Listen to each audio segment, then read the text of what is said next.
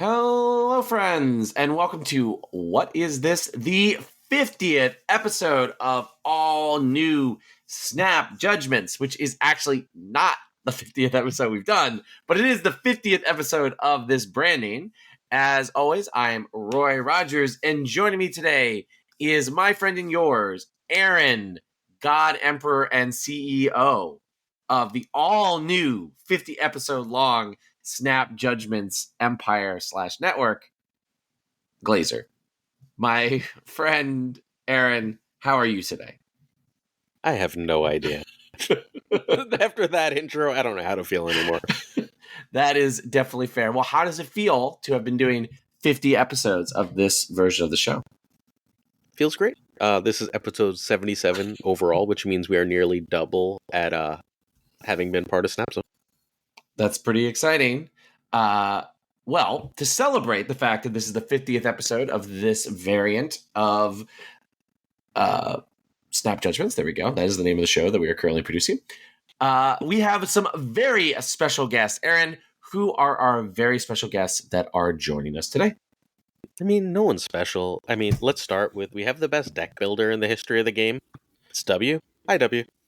Hey, what's up? How you doing? Thanks for having me back. Yeah, Always a doing pleasure. great. How can our friends find you? W_Marvel Snap Twitter. That's where you can find all my stuff. I'll come back to streaming one day, but just go there for now. Cool. In addition to the very best deck builder, we also just, casually grab the best player of all time, too. Because why the hell not? We've got Lamby series. How you doing, Lamby? Yo, what's up, guys? I've been on here a few times already. Always enjoyed it. Thank you for having me on again for the 50th episode. It's a great pleasure. What's up, everyone? And Lamby, how could our friends find you? You can find me at twitch.tv/LambySeriesTV, twitter.com/LambySeriesGG, and also on YouTube at Lamby Series Gaming. Awesome. Awesome. Well, friends, if you would like to engage with us on social media, we are on Twitter/X or whatever Elon Musk is calling it today at SnapJudgeCast.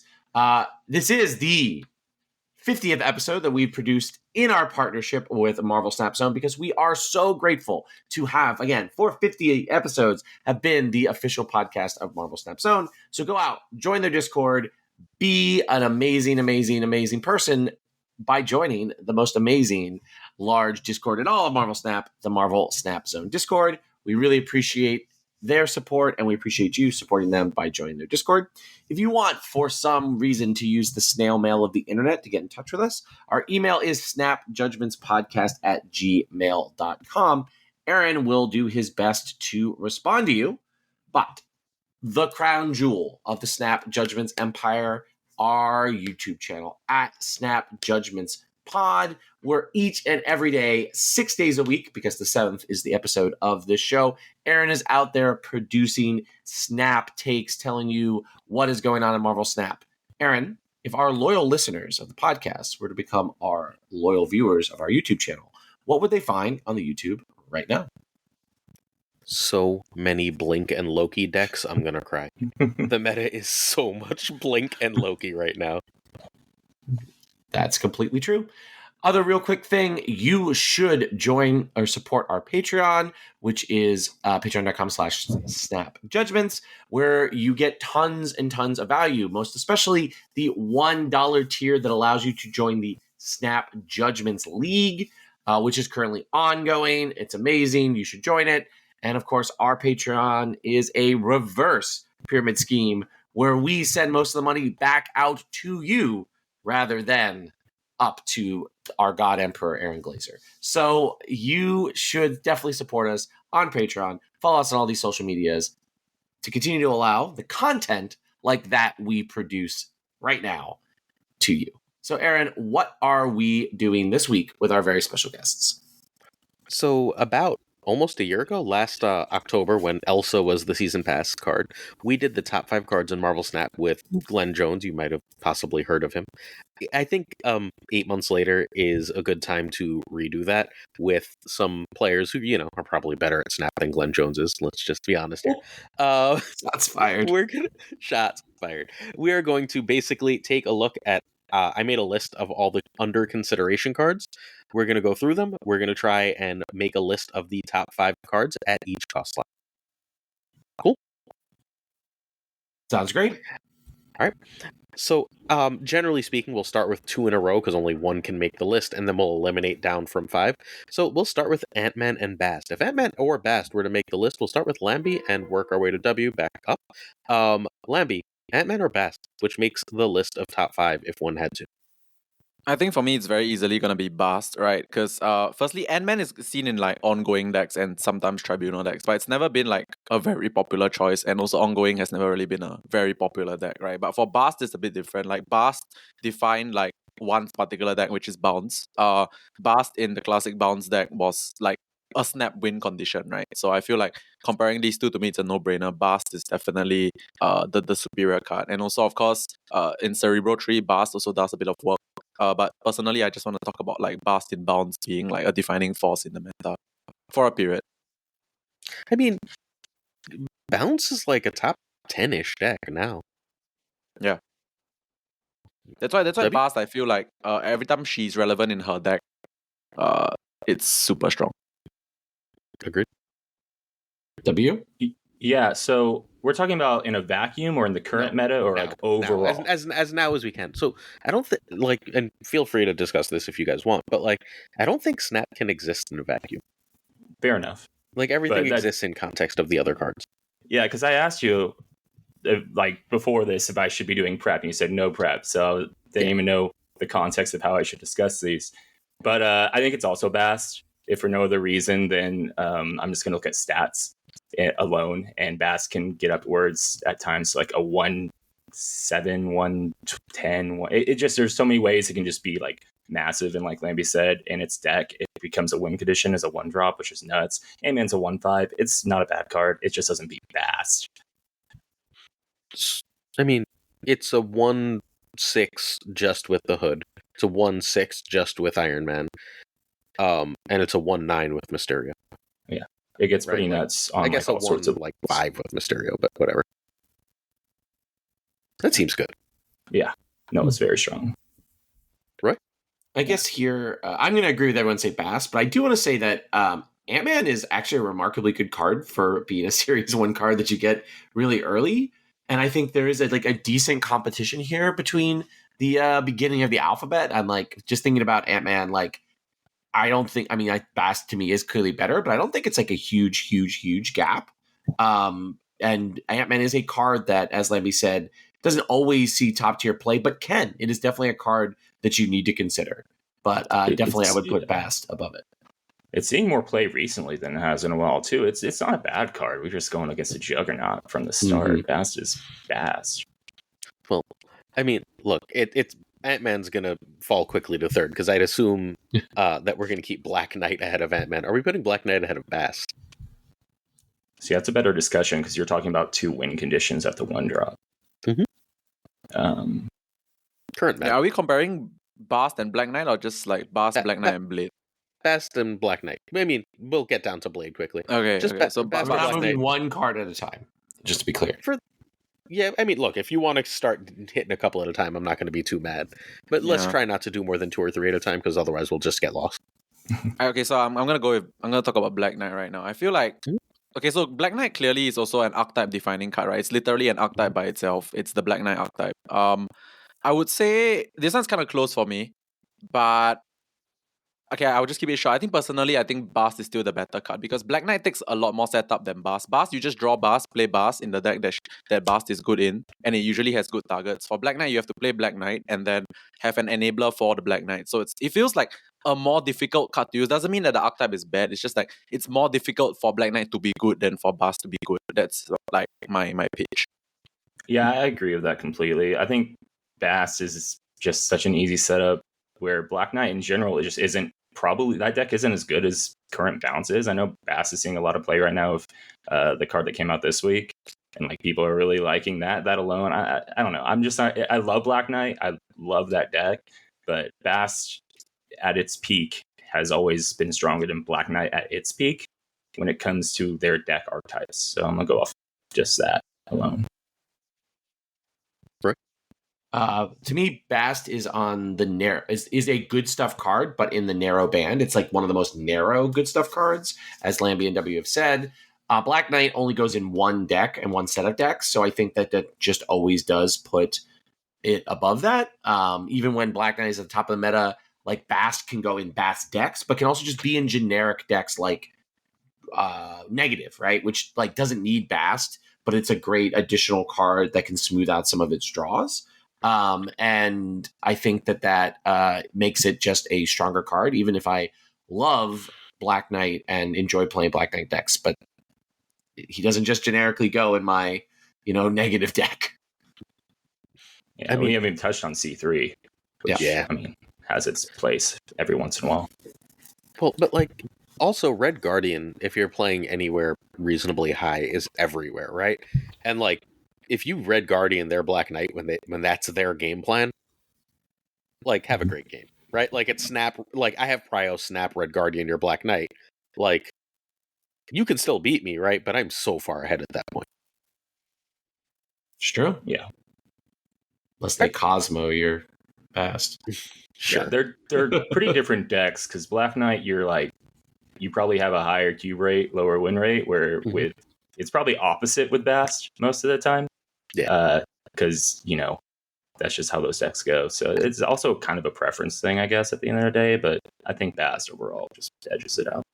It's also nice that Bast gives you a really early snap, right? Like, they're more likely to stay in. Like, Black Knight, you drop and snap. You don't necessarily want to snap before Black Knight, right? Plus, like, Killmonger, Actually bad for Black Knight and utterly irrelevant to Bast. All right, Blade. All right, so for Blade and Black Knight are actually like they kind of do work together, but I think there's one like big difference, which is that like I was looking at both of the cards and then I realized that Blade doesn't need Black Knight to function. Black Knight probably needs Blade to function, and Blade can be played in just like Hela, played in discard. So and Black Knight is just Black Knight, right? There needs Blade to function. So I feel like just both cards head to head, I think Blade is slightly ahead in terms of the fact that it's just played more in more different places, and also when comparing directly to Black Knight, Black Knight can't really function effectively without Blade as an enabler. So yeah, Blade above Black Knight just because of utility. Yeah, and see, that's an interesting conversation at this point. Like, Black Knight's a card that wins you more games, but Blade's a card that attributes to winning games more. This is where it gets kind of tricky, I think, discussing and comparing, because they're two totally different cards, even though they're in the same cost. So I'll go opposite of Lamby just for some controversy and say Black Knight's better, just because it's literally archetype defining. But I totally understand why we would put Blade ahead of it. They just do different things in such different good ways. They're both really strong cards, obviously, in their own ways. I'm going to go one step further and say that it's better than Bast as well. I think Blade is Blade is so far the best card that we talked about. I think its specific effect is just so powerful. I think the redesign of Blade, where exactly what card he hits, makes him like the most powerful discard enabler in the game, and can also enable decks that like discard isn't their primary thing. Like, I'm thinking again of that like all one drops deck that was popular, that sort of Zoo with Black Swan deck that did run Blade and ran Proxima Midnight as some surprise power. Like, that's something that the kind of thing that Blade enables to exist. And so for me, Blade is the best card that we've talked about so far here. I don't think it's a huge gap between it and Bast, but I do think because of all the discard synergies that exist in Marvel Snap, Blade is such a fantastic one drop. Its effect is unique. I mean, Blade is necessary for Hela, so that puts it above Black Knight for me. Black Knight is fine in Hela, but like the best Hela decks tend not to give a shit about Black Knight. I don't think I can put Blade ahead of Bast is complicated, right? Like, I don't. It might be. It really might be. God, part of my answer, and I know it shouldn't be, part of my answer is, like, am I considering Sasquatch? Right? Like, because Sasquatch is going to knock Bast out of a lot of decks, I think. Well, so it becomes a hard conversation, because I think I keep thinking in a vacuum. And I guess in a vacuum right now, not in a vacuum right now, Blade is in debatably the best deck in the game. It's a top 3 deck, so it makes the most sense to be ahead of the rest of these cards. I will say, I think Deadpool, if we're going to come up and talk about the strongest card so far, I think Deadpool has an argument for that next, because it's doing a lot of the things we've been talking about. I think it's it's a 1-drop win condition. It has a lot of utility in where it gets played. It's basically a combination of everything we've been talking about. So I'd put it at easily number 1 of what we talked about if we had to. So, yeah, I think Deadpool's fairly clearly going to be number 1. But, Bast or Blade, I think, is a real decision that has to be made. Lamby, where are you on Bast versus Blade? I think in the context of now specifically, I would say I would put Blade above Bast. Okay. Yeah, I'll definitely put Blade above Bast. Yeah, and I agree with that. We're going with right now, Blade. Yeah. Okay, I'm fine with that. I don't expect Bast to make the list. I expect Deadpool and Blade to make the list. Is where I land. All right. If we're going to talk about Deadpool, I think, can we agree Deadpool will be number 1 so far? Does any naysay to that? Yeah, I personally think Deadpool is number 1 so far. It's of course a card that requires a lot of deck building around, but obviously when you deck build around Deadpool, the effects and the results are tremendous, right? It just compounds so greatly. And as a 1-drop, I feel like many 1-drops in the game, they don't impact the game later, like that heavily.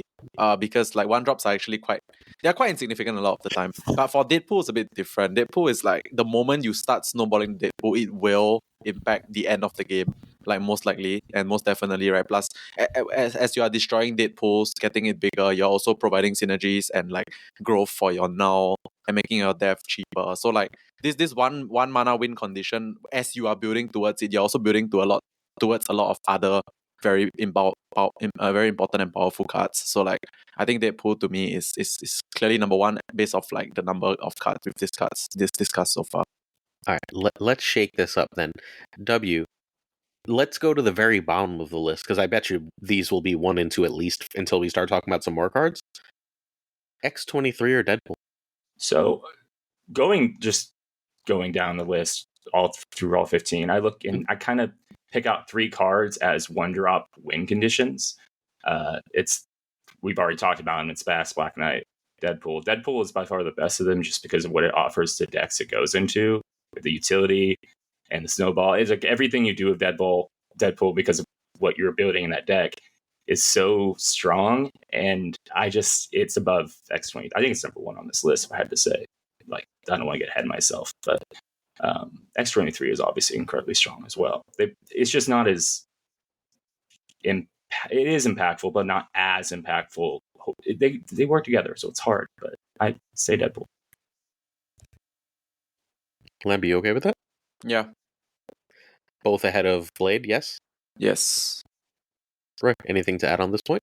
Wait, are we not gonna mention X-23 ever again, or is this it? Is this the? You can talk about X-23 for a bit. So yeah, go off on X-23. Yeah, I mean, so X-23 is a bit to me, X-23 is also top 5. My opinion may not change, but we'll see. But X-23 to me, I feel she's one of those cards that it just impacts the entire archetype, right? I remember very clearly that the destroy decks before X-23 and the destroy decks after X-23, there's just so much consistency that she brings to the table for that particular archetype. So I really feel X-23 really defined one thing for the destroy deck, which it gave it consistency, which before X-23 there was not a lot of consistency to the deck. So I feel X-23 single-handedly provided consistency to a deck that was generally a bit more inconsistent. So I think she's a very important piece of the deck for sure. Yeah, without her, you're not getting Null and Deadpool on 6. Exactly. But I mean, without Deadpool, there isn't Null and Deadpool on 6. So they do go super hand in hand. But the most impactful part of that combo is the big Deadpool. So yeah. It's tough. I think even if sorry, go ahead, Roy. No, go ahead, Glazer. Okay. So even if you get the big Deadpool and you end up leaving it out on 5, right? Just that being destroyed multiple times for the cheap death, and then you can play the Null, right? I think Destroy plays fundamentally differently if you don't see Deadpool or X23. You need to see one. Yes, Fair. agree. I think for me, like I think what was holding Destroy back was that it was kind of clunky before X23, but X23 just smooths everything out and gives a like room for error, which I think is also another reason why X23 makes Destroy a really good like deck for people who are learning the game still, because you can make mistakes, but X23 can bail you out because that additional energy just like makes turns much easier to figure out and much easier to play at 80% than you would be otherwise. And I think just all of that together is what's made Destroy such a consistent force, sometimes frustrating force in the meta. But overall, the deck needs Deadpool to really work at the level that it works. But they are besties. And so it is a little hard at this point, I think, to disentangle them. But if you had to, I would put Deadpool as number one. Cool. I might even or have them combined together as like a sharing. Yeah, they are such a duo. So what we're doing for the rest, we now have 5 competitive cards. So our list so far is Deadpool, X23, Blade, Bast, and Black Knight. In that order. So we're going to go through, and unless you think a card is better than Black Knight, we can just sort of pass on. Does that make sense? Yep. So we'll start with Iceman. Is Iceman better than Black Knight right now? Nope. Not No. to me anyway. No, I agree. Poor Bobby. It's not a bad card. Pass. Poor Bobby. All right. Kitty Pryde. See, that's a tough one. I would say Maybe? yes, actually. I would say I would yes. say yes as well. Yeah, because Sorry. I feel like Kitty Pryde, I mean, not much to say, but everyone knows what Kitty Pryde does, right? Like her first form, and then after many nerfs and changes, her current form.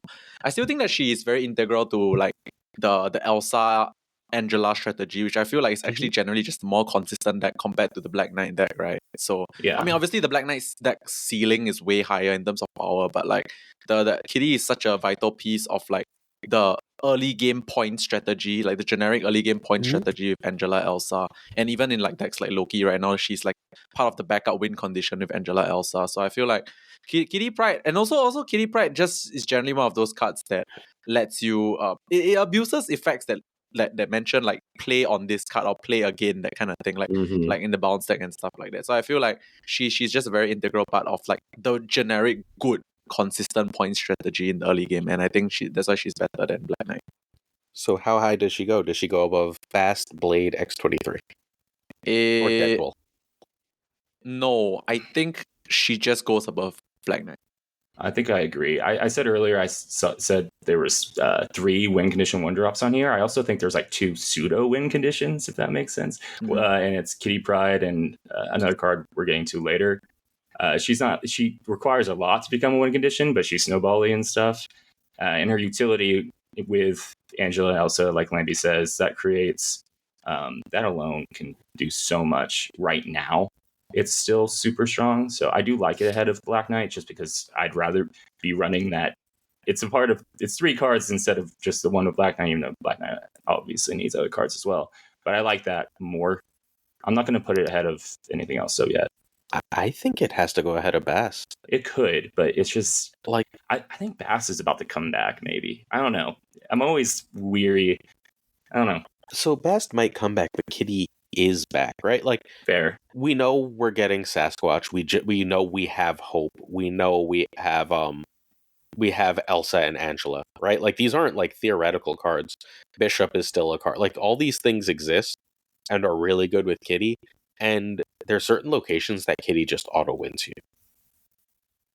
Yeah, I really, one of my like philosophies when judging cards is to look at them in a vacuum, and I'm having a hard time separating that right now, which is I think part of the reasons I'm a little off here on some things. But I can totally get on board it being ahead of Bast because of where it's at right now.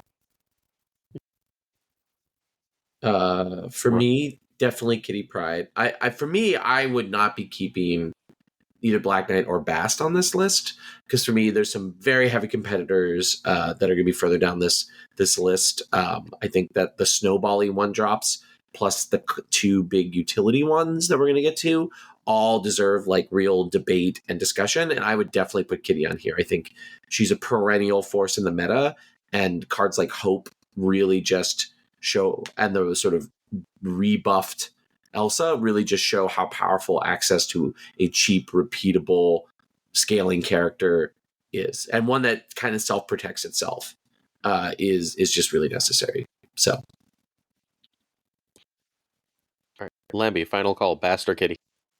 Wow. Okay. So personally, I still think it's Bast over Kitty. Yeah, I think I'm with him. It's hard. The thing is when you look at the combos, it's a part of the Hope, Elsa, Angela, Kitty. In my opinion, and it's not even close, Kitty is the worst part of the four. It's only so good because of how good the other three parts are. One of those parts is removed, and we've had that recently with Elsa, and it's like not as playable, even coming close. So like a card like Bast enables its partners so much more. It's just weird. It's so hard. I have a question for W and Lamby. That said, all right, Deadpool, X-23, Blade, Bast, Kitty. Is that going to be our list? Like, is that our list of the 5 best? Just hold on, Glazer. Is that the list of our 5 best? No. One drop. There's more. Okay, so that means there's people 2 more I'm very focused on. Then we're going to need to find room for them. So the question I have then is Kitty, is there any point in having Kitty Pryde even on this list if it's going to go away in two spots? I mean, if we're going one by one, then we can. Obviously, she's gonna go up now, and then she's gonna go away later. I feel like she's gonna drop off like soon. But if you are doing it for the purpose of just like like going one by one, then she's gonna be on. For now. Okay. Right, so let's chuck. Anyone want to fight for Korg or Meek? Nope. No. I didn't think so. So Meek has a really high win condition. That's the only reason he's win percentage. That's the only reason he's here. Nebula above Kitty, yay or nay?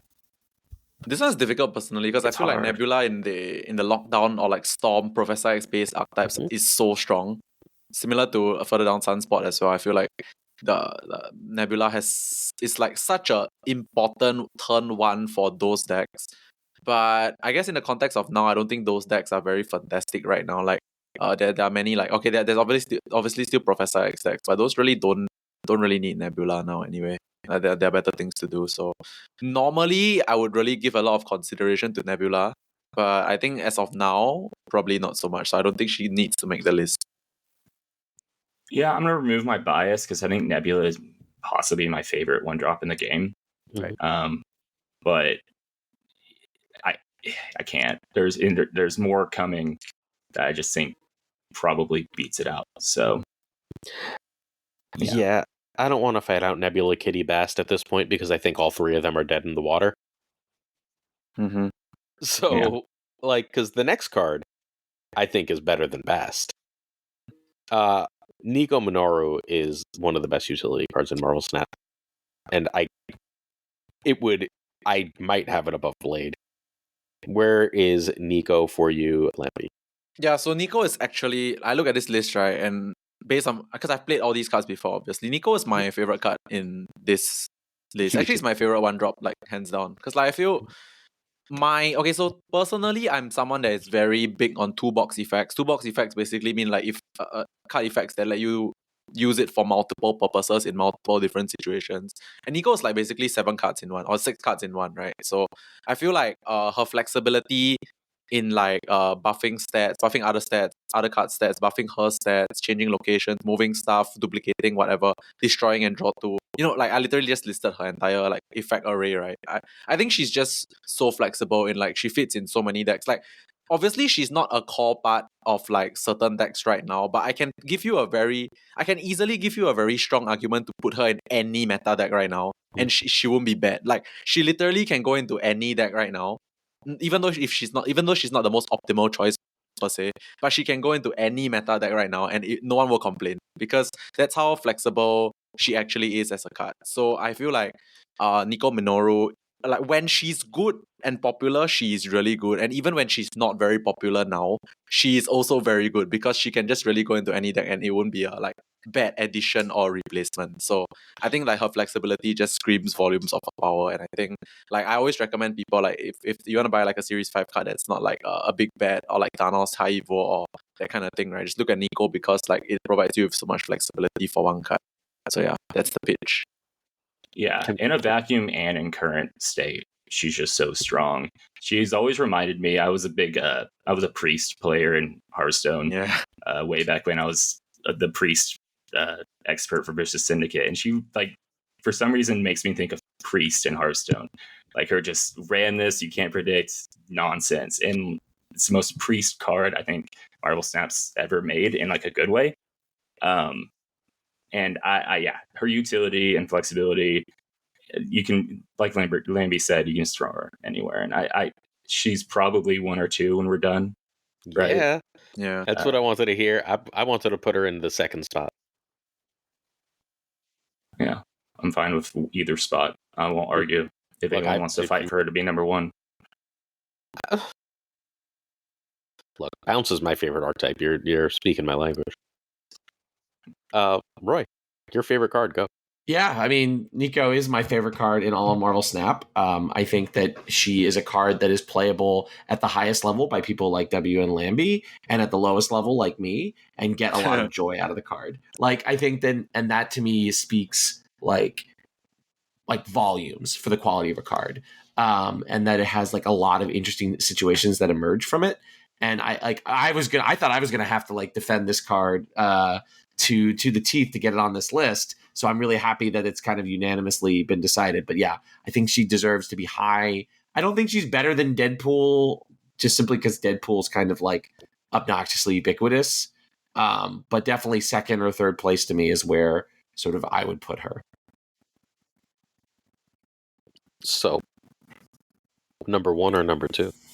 I would put her above Deadpool, actually. Like, I actually think she is possibly just the best one drop in the game. Like by best, I don't mean like, okay, so I know we're not supposed to think about this like in a vacuum or whatever, but like, I mean, not like you don't have really to ignore really in a vacuum. But if in a you think vacuum, about it, she is. She and is, like, she's good as it stands and has been since her release. Yeah, as in like she's not the best she has been like now, but she's not bad. Like even if she's not the best now, she's playable at any point in time. And when she's at her best, she's like auto include, right? And I also think like obviously Deadpool is like the god of scaling when it comes to stats and everything like that. But Nico is also a very relevant enabler in that deck, right? Yeah, Nico is a very relevant enabler in like any deck. Like when I say literally any deck, I will go as far as saying that obviously you don't do this, but you could put Nico in a ramp deck and for some reason it will work out fine. Like you don't do it, but you can.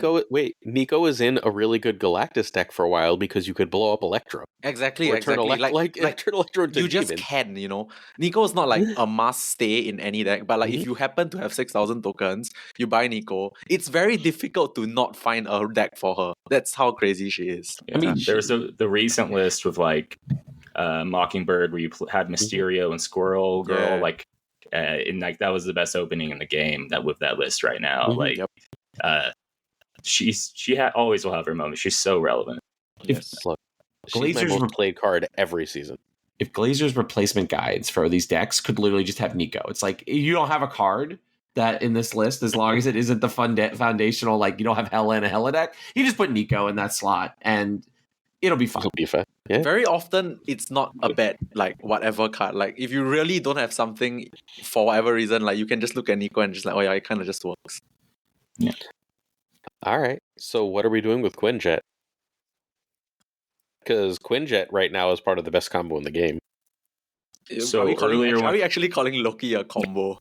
I mean, no, well, okay. So you play Quinjet, then you play Loki, then you win. God! All right, I'm blowing up any discussion of whether or not that's a combo. I've had arguments with Glazer about this for a million years. Let's just talk about Quinjet. Full circle, going back to what I was talking about with win condition 1 drops. That's my second pseudo win condition 1 drop. For a lot of reasons, even just historically, when you're first starting out and you're playing like Moon Girl stuff. Yeah. Like Quinjet is a very strong card. And I want it to probably be 5 on this list because of what it offers. Extremely good decks even right now. But I won't fight anyone who thinks it shouldn't be.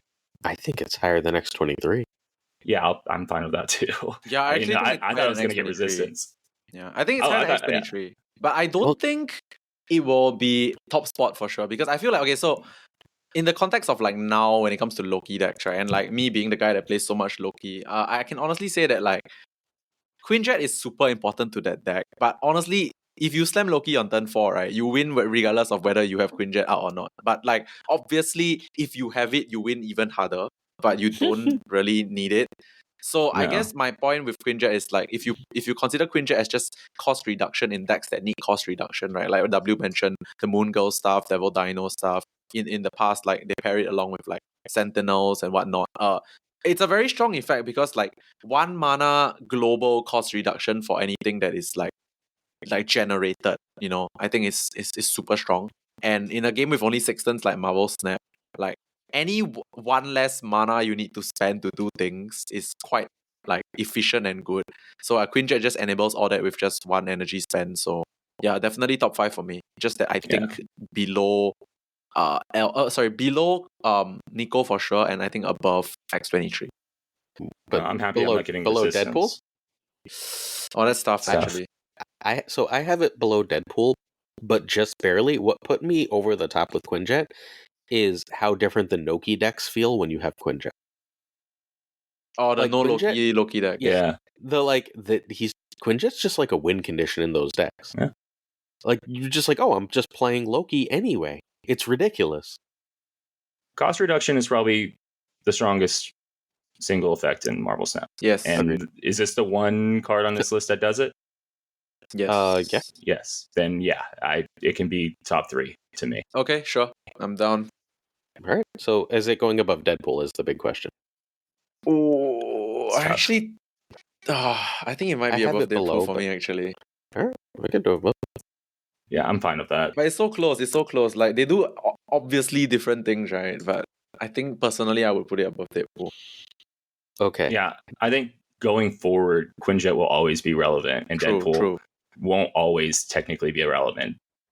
Okay, that's a Destroyer will very fall good out. point. That's a very good point, right? Like every single piece of cost reduction, like every single piece of random generation will tag in with Quinjet, but not every single piece of like whatever new card that comes out like will be with works with Deadpool or something like that. That's my point. Yeah, I that think is a good there's point. only a few cards on here who'll have like all-time Marvel Snap lasting power. And Yes, it's like Quinjet. Nico, Quinjet. That Yeah. might be it. I don't know what the future holds, but like I can say with certainty, those 2 cards hold. Yeah, I actually think it's just lasting Nico and power. Quinjet that has like infinite staying power in terms of relevance because of the way their effect is Blade's like. probably going to stay relevant. There'll always be some kind of discard. Yeah, that's Okay, fair. true. All right. Hang on. Our top 5 right now is Nico, Quinjet, Deadpool, X23, and Blade. We don't have to talk about Sunspot. I don't think we have to talk about Snowguard, despite Snowguard being great. I just want to say something about Sunspot though. Like it's so sad because I feel like if this list was like last year, Sunspot was easily top 5. But like Right. now it's so overshadowed, right? But Yeah. because It's the gotten thing power is, creeped. yeah, Sunspot did so much back then simply because you are allowed to like not play cards and win. Like, and there's that mind game, right? Like there's that mind game on turn 6 whereby you just don't do anything, you go +6, and then your high evolutionary Cyclops just shoot 2 beams and stuff like that. Like back then, that was like a legit way of winning the game, and it's a mind game as well. And also like Professor X locations. But now that there's like so many other things like W say power crap out of the game, I would say Sunspot. So It's got things. yeah, Can honorable you get mention. power Like, it's back? been nerfed. Red Hulk exists now. Yeah, Red Hulk It's- is like straight up it's- just punishing you for doing that game plan. In But like, Yeah. can Sunspot have his power back? He was a 1/1. He can Like, can we totally have He him can one get it back, back now. please? Yes, I agree. Like, He can get it back. that would be actually a really nice change. All right, so here's what I want to argue, and I think Hood has to be on this list. I don't think we get rid of Blade. I think we get rid of X23 because having X23 in Deadpool is redundant. Okay.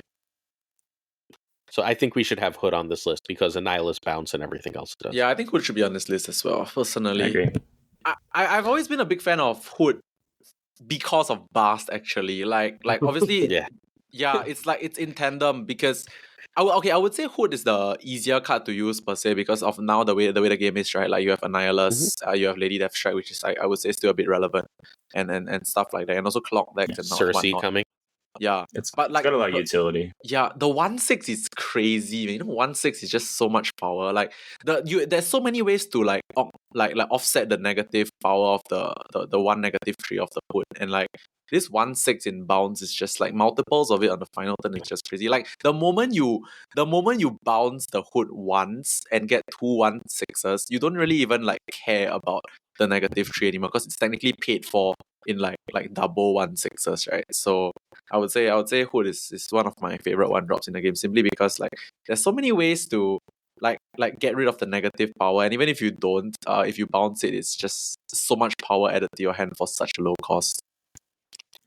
Yeah, I love Hood. It's one of those cards, I've looked at it before. I'm like, how could they ever fix it? Because if you made it more negative power at the start, that's almost better because of Annihilus. Yeah. I would still run it at a 1/5 because of what you can do with stuff like Annihilus. Like, it's just so strong that it's like that strong. And its utility, I almost want to put X-23 and Deadpool together. I saw, looking ahead in slides, so y'all did that last year with Glenn. They're such a duo. Like, you can't executive decision. X-23 Deadpool are one. Are X-23 Deadpool above or below Hood? So yeah, that's a better question. I have them below. I'm fine with that. But I don't know. If you want me to answer, I'll still go Deadpool, X-23 above them.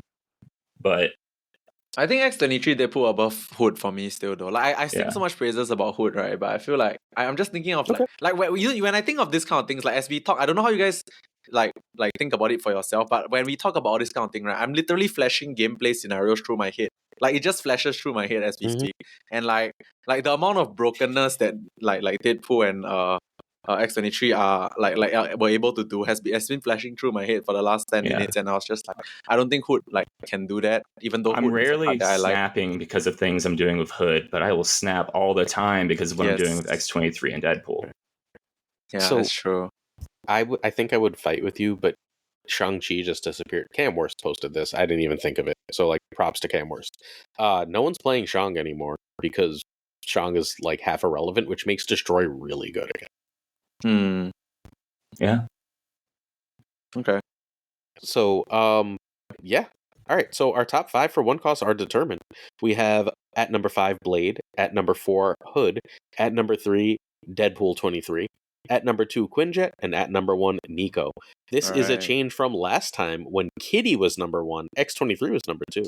Nightcrawler of all cards was number 3 because Elsa was the bane of the meta. 0. And newly 1-2, Maria Hill. When was this list? October. Beginning of October. After Elsa came out. Maria Hill was 5? Loki Hell. Was Shuri relevant then? Because I don't understand the 0 if Shuri. So Glenn showed up for the podcast with a bunch of stats that Shuri was like the second best deck.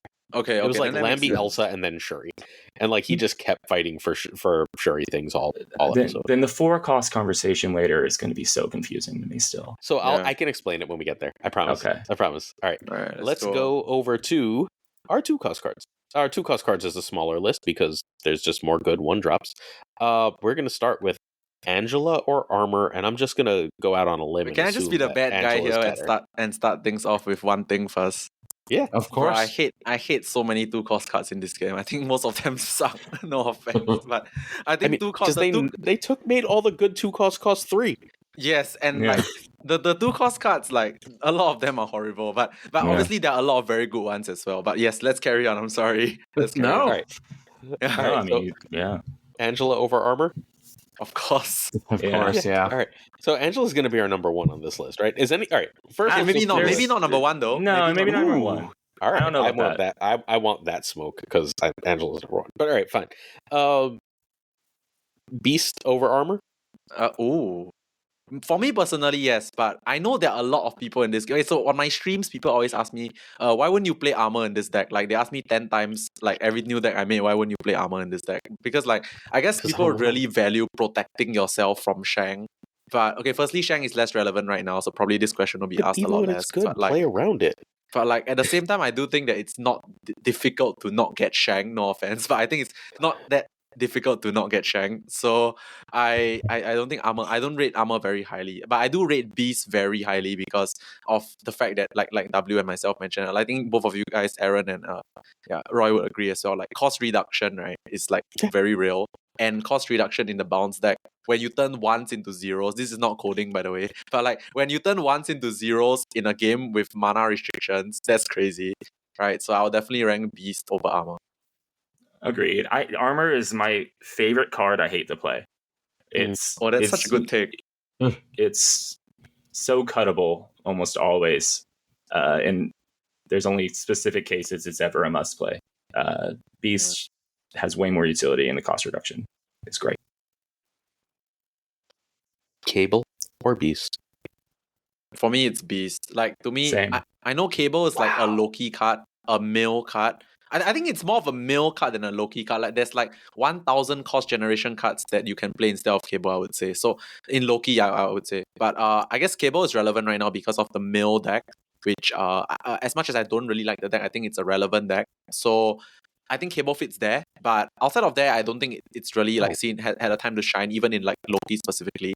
Doesn't really define much archetypes. Beast easily, I would say, defines more power and more like game winningness than Cable ever did. So yeah. Yeah, I think Cable's probably up there, and right now is one of the most overrated cards in the game. Agreed. Look, if Beast somehow makes this list, we can stop after twos and just call this a podcast. Nico is on number 1 and Beast makes this list. We're good. All right. I just realized that Angel isn't the number 1 2-drop. I'm an idiot. I forgot the best 2-drop in the game. That's on me. Yeah, There's one coming up. There's one coming up. It's 2 away. Yeah, it's Jeff, right? Like, all right, sorry, Yeah. my bad. I mean, but I'm going to just say this. Carnage is also one of the top 2-drops, at least to me. It's strong. Because it's like, to me, it's the blade of destroy cards. Destroy, right? yeah. Agreed. It's like it's generic. Like you can just play it in a lot of decks that just want incidental destroy. Like you have a hood and you have something else that it would be good to be destroyed in your deck. You run Carnage, right? Carnage can be good as just like a meta call against junk, right? Like it's a very, very strong 2-drop, and I think is just both as close to generically good as an enabler can be. So I would definitely think Carnage deserves to be on this list. Go ahead. Can I just say that I also rank Carnage very highly as a card? Like, I don't even play the card a lot. In fact, I don't even play Destroy a lot. But every time I look at Carnage, I look at the text, I'm just like, this card just can be very useful in like so many situations. Like, obviously, it's meant to be a Destroy card in a Destroy deck, right? But like, I can see this card being played in like so many random things. Like, obviously, you can play it in Clock, your own Clock deck. You can play it in, I know, just play it in your Squirrel Mysterio deck, and it's also a thing. People used to play this card in, I probably wasn't playing that meta, but people was playing this in some Sarah deck as well, right? Like way back. I remember that. I had that. Yeah. So like this card's effect for its cost is very strong, and I think you likened it to like the blade of destroy. I would say it's very similar, and I agree that Carnage could be up there in the top 5. Yeah, it's in a vacuum very strong, and as of right now and its entire history, very strong. And I think any time I can say that, it's going to be in debate for a top 5. All right, there probably hasn't been enough tech Carnage in the history of Marvel Snap. Honestly, like it's something I want to remember going forward. There's probably not been enough Carnage. It's what tech. Butt's doing with it, right? Oh no, not Butt. And Molwyn had it. Molwyn has it in his Loki. Just because screw destroy. Interesting. That's interesting. Okay. Top finished like 4 last season. Yeah. But yeah, it goes ahead of Beast for me. Can we just put Jeff on the list and just like move? We can. Jeff is number Jeff 1 first. for me, actually. Like straight Jeff is number 1. Jeff is number 1. I just forgot Jeff existed for 6 seconds. Jeff is number 1. Wait, is Carnage going above Beast or after Beast? It's not going above Angela. I will veto that. Yeah, it's not going above Angela. I feel. No, I agree with that. Above Beast, it goes above Beast for me personally. Okay, but just after Beast pre-nerf, but post-nerf. Yeah, I'm fine with Carnage above Beast as well. Sure. Sad. Beast not making the list. All right. So there's not a lot great left. There's one card I'm going to fight real hard for, and you're all going to yell at me. There's all 2 right. cards I'm going to fight. Let's go. 3 that I still really like. All right. I have 1 I'm worried about. Maximus. I don't think is Maximus better than Cable? I vote no. I would say I do think so. I think it's better than Cable, but neither is gonna last. So. All right, so we can skip Maximus and just move on to Morbius is not making it anymore. I just want to make one pitch for Maximus, which in general, like, okay, I don't want to say Marvel Snap is very soft, but it is a bit Real solved in the soft. sense that like I know that Maximus draws your opponent 2 cards, but it's a 2/6. Like I feel like at the end of the day, Bubble Snap is simplified to the point whereby stats wins games. So Maximus as a 2/6, and obviously with Sarah as a 1/6 is a very important thing. Like I feel like stats is something that people overlook a lot of the time when they build decks, and you just need to dial it back to the simplest form of Marvel Snap, which is how do you win games, right? You have more points in one location than your opponent, so Maximus satisfies that really well. Obviously, it's not something that you always play on turn 2, but the fact that it's huge. Remember that take when I'm fighting for US Agent in 5 minutes. Maximus is one of my favorite cards in the game, and even not too long ago, it's had moments where it's just straight up better than Angela at times. So I mean, I do love it. I don't think it ends up top 5 on here, but I do love that Lamby came to its defense, because I'm totally in agreement that it's a top 10 2-drop probably. Yes. It was better than Angela when Angela was nerfed. The second they rebuffed Angela, Angela was better. Yeah, Angela's just the ultimate points. Like Angela, right now. you'd have to be like, they have to kill Angela with that 1 card, right? Or 2 cards, I guess. Or Angela's bigger than him. But yeah, I love Maximus. I'm just happy there's some Maximus love here. Morbius is big and strong and not making the list. Red Guardian is a card. Yeah, I wanna mention something regarding the thing you just mentioned as well regarding the Red Guardian thing. I didn't actually think of Red Guardian specifically, but like Morbius is the one card in this card that is super interactable.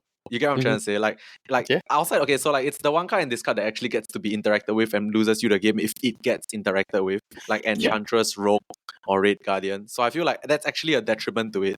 And yeah, it would make the list. But I think interesting point to point out when you mention the Red Guardian.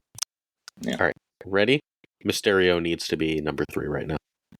Mysterio is definitely quite up there right now, right? Bounce and then Sasquatch and then Mockingbird. But like, Bounce, Sasquatch, Mockingbird is my argument. And best. Yeah. I mean, Mysterio, at the end of the day, going back to just how good stats are, it's a 2/4 with utility. And that's why it was always so nuts pre-nerf. I just wanted it in like any deck I could play at 2/5 with utility. I'm fine with having that high up. Mysterio is incredible and has so many different places. This card's effect is like none other in this game, right? Like it's the only card that lets you, like the text says play 3 copies. Like the fact that it says play lets you do so many things, right? Like triple Elsa buff, Angela buff on the one that's 0, or like popping the 0 power one with Nico, Bishop. Hit Monkey, Bishop. Like the fact that you play 3 cards for the cost of 2 mana, even though 2 are like 0 power, it just opens up so much like cool interaction. So I feel like there's no other card in the game that does it like Mysterio when it comes to this specific style. So I think I'll rank it really highly. Patriot synergy, Valkyrie synergy, silliness with Annihilus synergy. And then at the end of the day, you still don't know which one is 4 power. It's cool. Unless it's a great design. It's such a cool design. I think it's very well done, this card. Yeah, like flavor and everything. So I like this a lot. So we're fine. We're all good on Mysterio being number 3 for now. Does this go above Angela? No. I didn't think so. Okay. I would put it above Carnage and Beast, Yeah, Beast has fallen off this list in like 1 card. As Pixie above Beast. I don't know how to feel about Pixie, honestly. I never know how to feel about Pixie.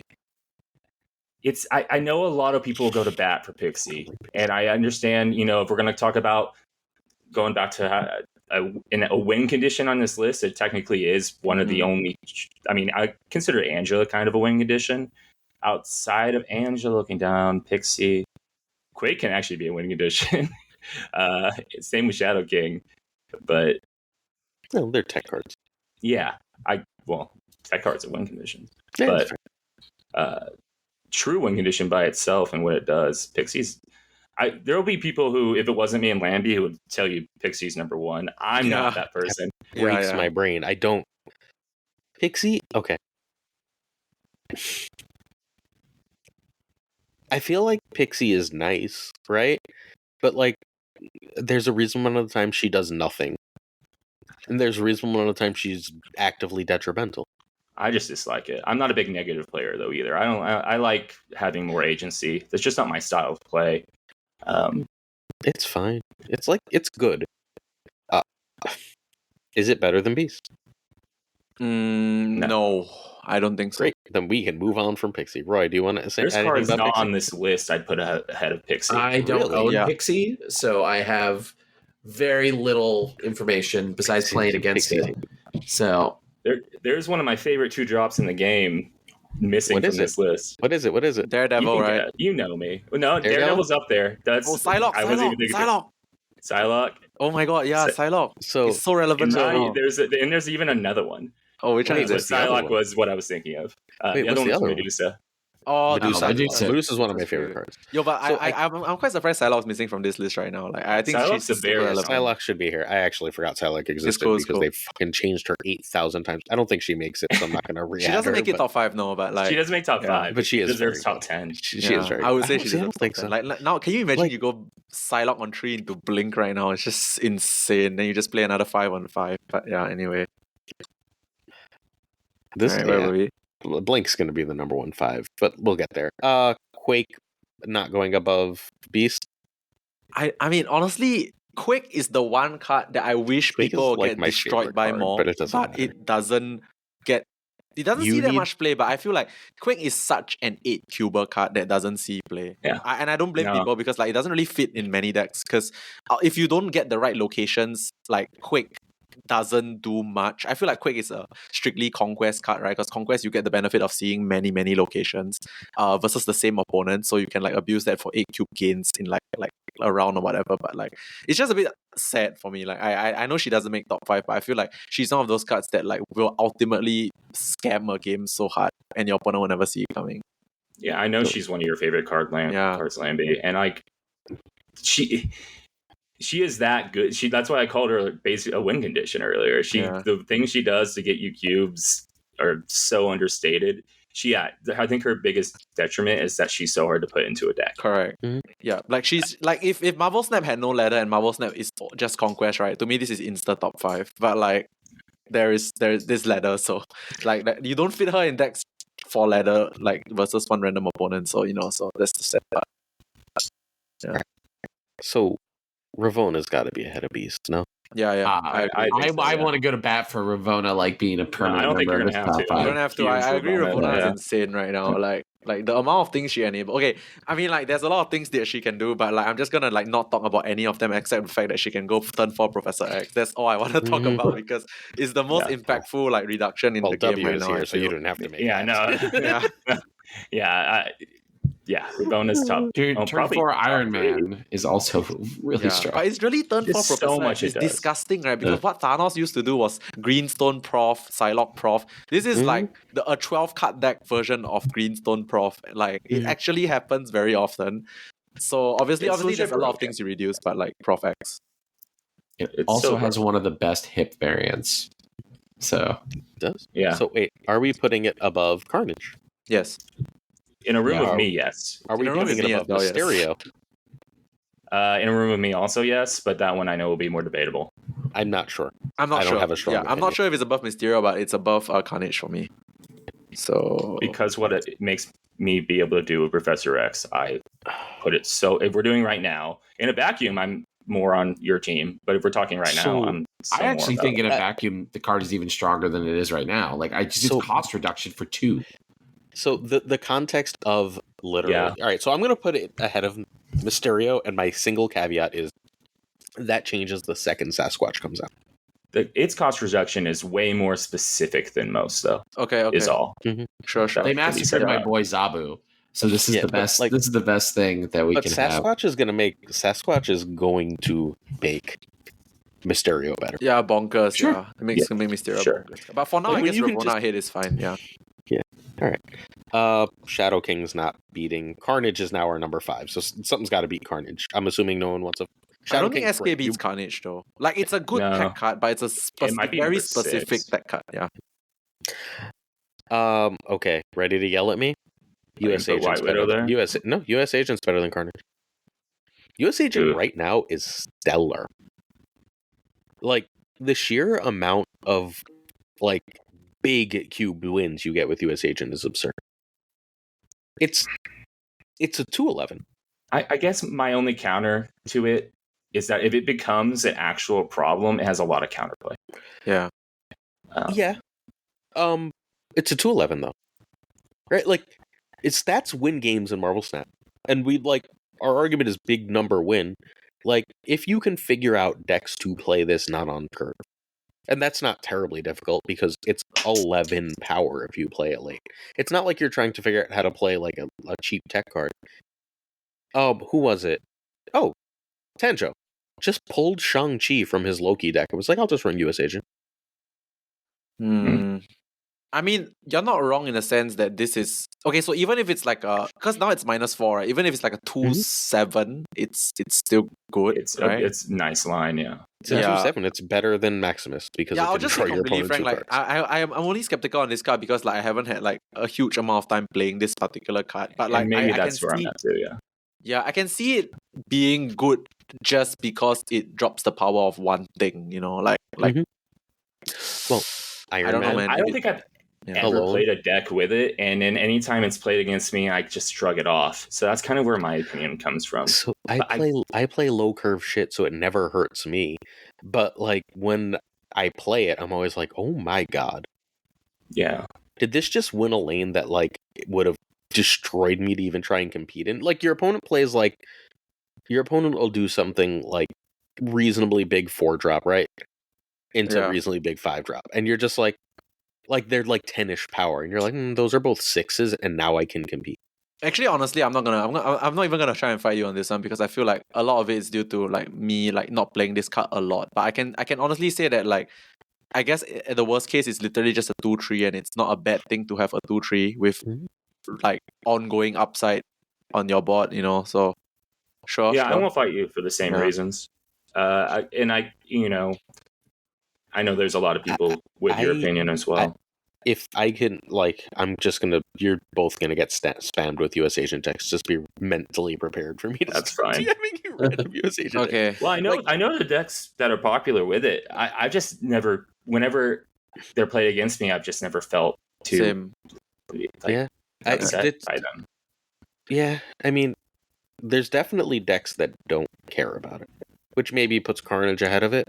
But the decks that do care about it, like, God, it's so good against the decks that care about it. Yeah. Okay, but honestly, I don't think it's above Carnage though. Like I can respect that it's like probably better than I think it is, but I don't think it's above Carnage because Carnage's like utility is just way more than US Agent, like based on what I'm seeing. Yeah. Okay. I'm fine. I think they're on the same tier, whatever that tier is. Like, if we were doing tiers instead of, like, a list, I think they're on the same tier. I'm going to keep Carnage out of deference for that. You guys haven't played him enough. But, like... So, I don't like the little Jean Grey thing that everyone's playing, like, at all. Same. But, like, just in bounce decks and in Loki decks, I've been using it. And it's just, like... people treat it like it's... Like you just dropped an Echo that they can see. Where they're just like, oh my god. And, like, it's just a free lane win. It's ridiculous. Okay. All right. Valentina doesn't make it. Yeah, Cable didn't make it. Like, I like the card a lot, but like she's nowhere mandatory in the Loki deck. Like in fact, she's a very optional piece of the Loki deck. I just think she's better than Cable, but not by much. Yeah, close. Agreed. White Widow. Is there any argument for White Widow? White Widow's very strong. Yeah, I love this card by the way, but probably doesn't make top 5. If Nebula didn't make it, White Widow doesn't make it. I love those two in the same deck, just for the record. Agree. Those in the same deck is so fun. I also noticed, because I pulled up the 2 costs after we skipped out on Psylocke, there's 2 other cards that aren't on here I just want to throw out. I don't think they make it, but they're just interesting. Because one of them is kind of a pseudo win condition in Collector.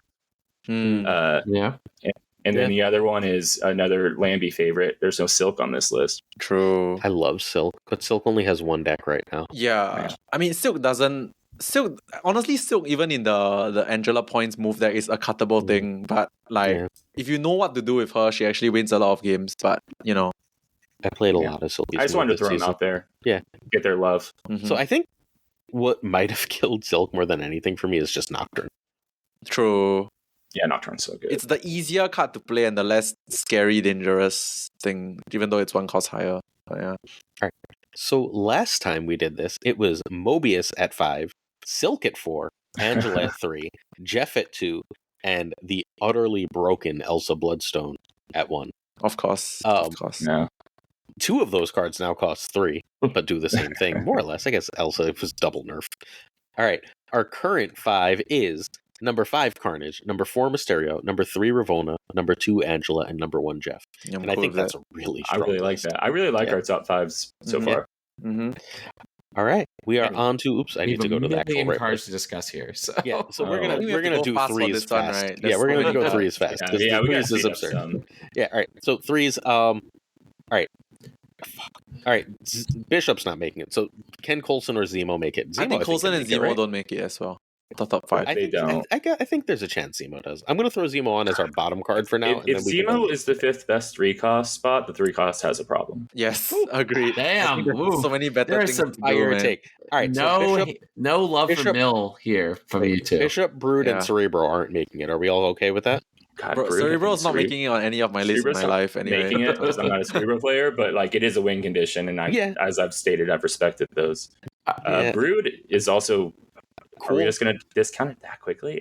It doesn't make it, but damn, it's a good card. Brood is a good card, We've actually. got 23 threes. Yeah, okay, maybe that's why it's not going to make it. It's my favorite of the 5 that we've talked about, Yes, probably. same. It's my favorite of the 5 as well. Oh, Definitely. no, it's the only one that goes in deck Of the like- beginning of the alphabet until you get to Corvus. All right, Yeah. Glaive here. Corvus is the new Bishop number 1. and Brood. The bees are are there, but Corvus. Actually, I think, the next 4 are all nuts. Yeah, man. yeah. I rate Corvus very highly. So like- for those of you who can't see, hang on. It's Corvus, Cosmo, Elsa, Gladiator, Yeah. and then And somehow Hitmonkey and Hitmonkey just Hope. happens It's to like count. it's Yeah. actually straight bangers all the way down. It's Yeah. Yeah. for the rest of it here. Yeah, Baron Zemo is not coming nowhere Zemo's close. not on the list. You're correct. All right, so Corvus. All right, so let's start this actual discussion with Corvus or Cosmo. I'm going to argue that Cosmo would have been on the list, but they made Leech basically replace Cosmo. Essentially, yes. Yes. That's a Like pretty good point. Cosmos are in a weird way, it's actually a more difficult leech to use, right? Because leech, you just slam it, get rid of the on reveals in the hand. Whereas Cosmo is like it has to be like there. It just has to be there first. And it hits you. Yeah.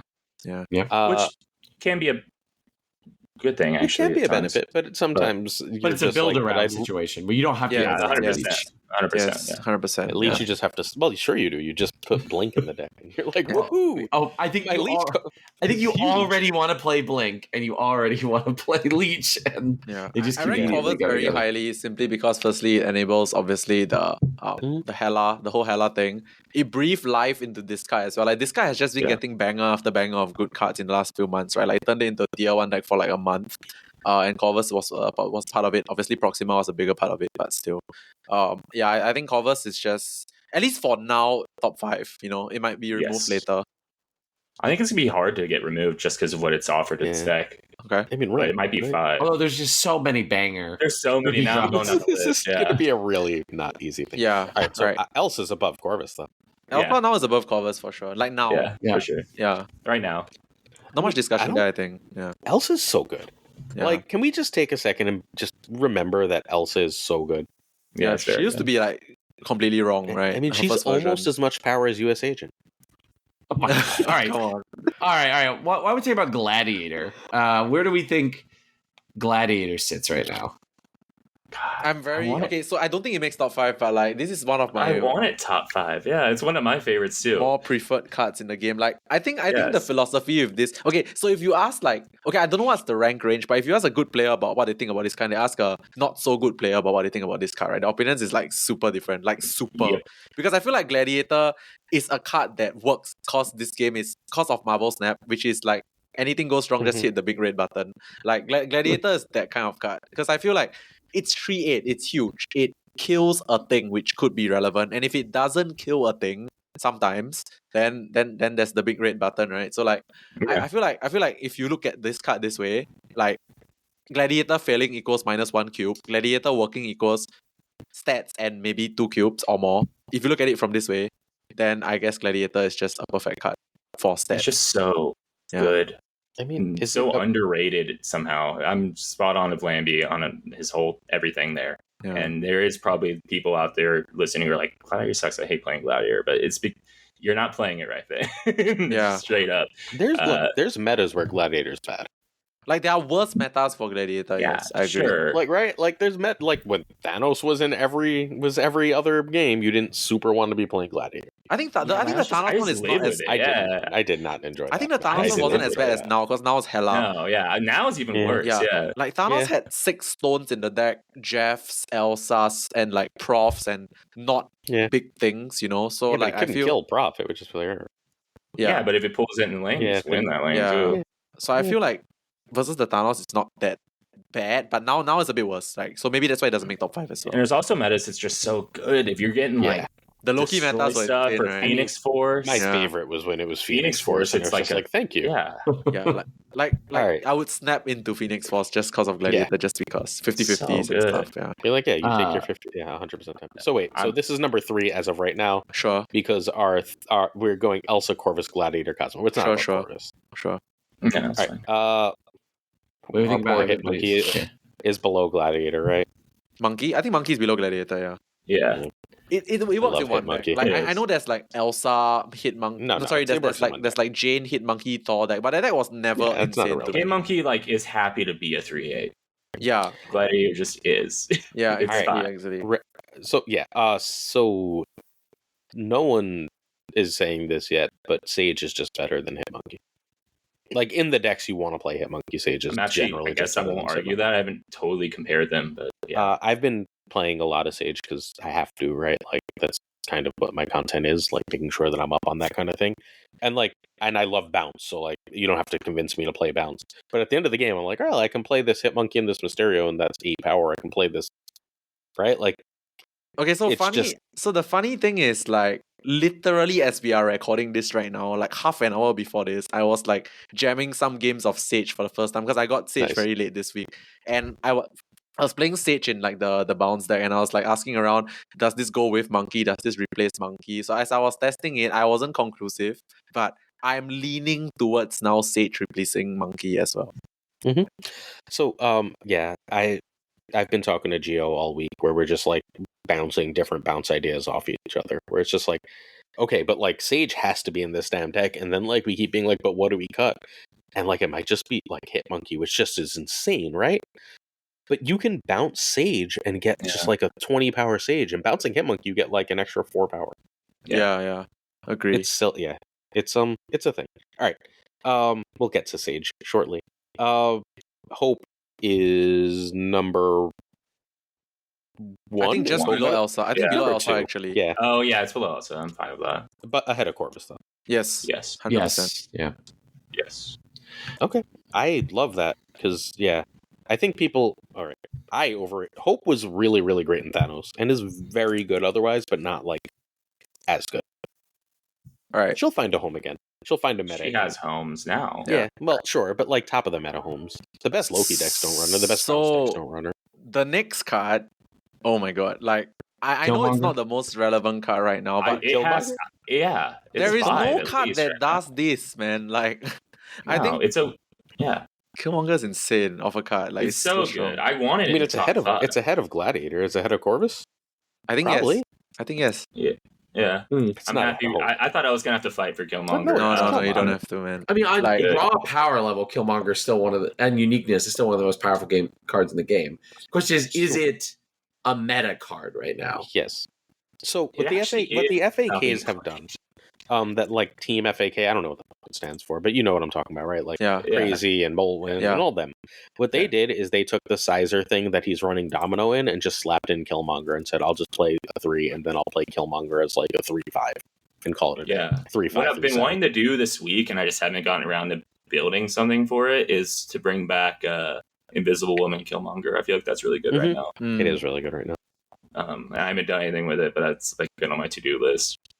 Invisible Woman wasn't on the 2 spot. It doesn't deserve to be on that list, but that's a good card too. Invisible Woman's a great card, but I just don't think she's there right now. No. Like at some point, I was just like, "Are you making top 5?" And I don't want to list every card in the game because otherwise, this is a 12-hour episode, right? Yeah. Just a 6-hour episode. All right. Just 6 hours. All right. So Killmonger is right now number 3. Does Luke go above? What the hell is our bottom card right now? Does Luke go above Gladiator? Yeah, I think so. Oh, he has to. One of my favorite cards. I just think he's not going to make the list in the end, but like, I think he's better than Gladiator. All right, fine. All right, Magic. Oh, Nope. Magic. Magic's the most overrated card in Marvel Snap. I was about to say, to a lot of people, they put it like number one, and I won't. I think it's even super come close to overrated as that. well. Yeah, I think it's super, Yeah, I believe it's super also overrated. very overrated. So if Magic's going to win the game and you're good, you should be able to retreat relatively effectively. Yeah. And Yes. if you stay against Magic, you should be able to beat it. Yes. Or like for a lot of cubes. Yeah. No, I believe Magic Yeah. belongs nowhere near the top 5. All right, next. It's fine card. Mobius. One of the Mobius most has to be hated, here. one of the most hated cards in the game, I think. Mobius? All right. Hot It's take. an- Mobius it's an- won? No, Nah. it's a very Really? important card, but is it that strong of a card? There's a difference. It's an important card, I mean, not an incredibly. I actually don't think strong it's that strong of a card, by the way. Like I don't either. Yeah. I think it's more important than strong. Yeah. It's like Okay. specific metas kind of like Yeah. important, but like okay. I don't think it actually makes the So- list, by the way. I don't Oh, either. really? It's not Yeah. above Luke. I think Gladiator's above it. Like, I put Mobius above Luke, but then both will fall off soon, I feel. All right. So can we just skip Mystique? Do we have to Mystique? Nah, Mystique is too specific to be like Yeah. top 5. All right. Yeah. Nocturne's above all these cards, though. Wait, like Nocturne I'm above okay with Elsa? it. No I way, right? really No. like- Nocturne's above Corvus, though. It's below Killmonger. Yeah. Yeah, I'm fine with that. Fine, definitely fine.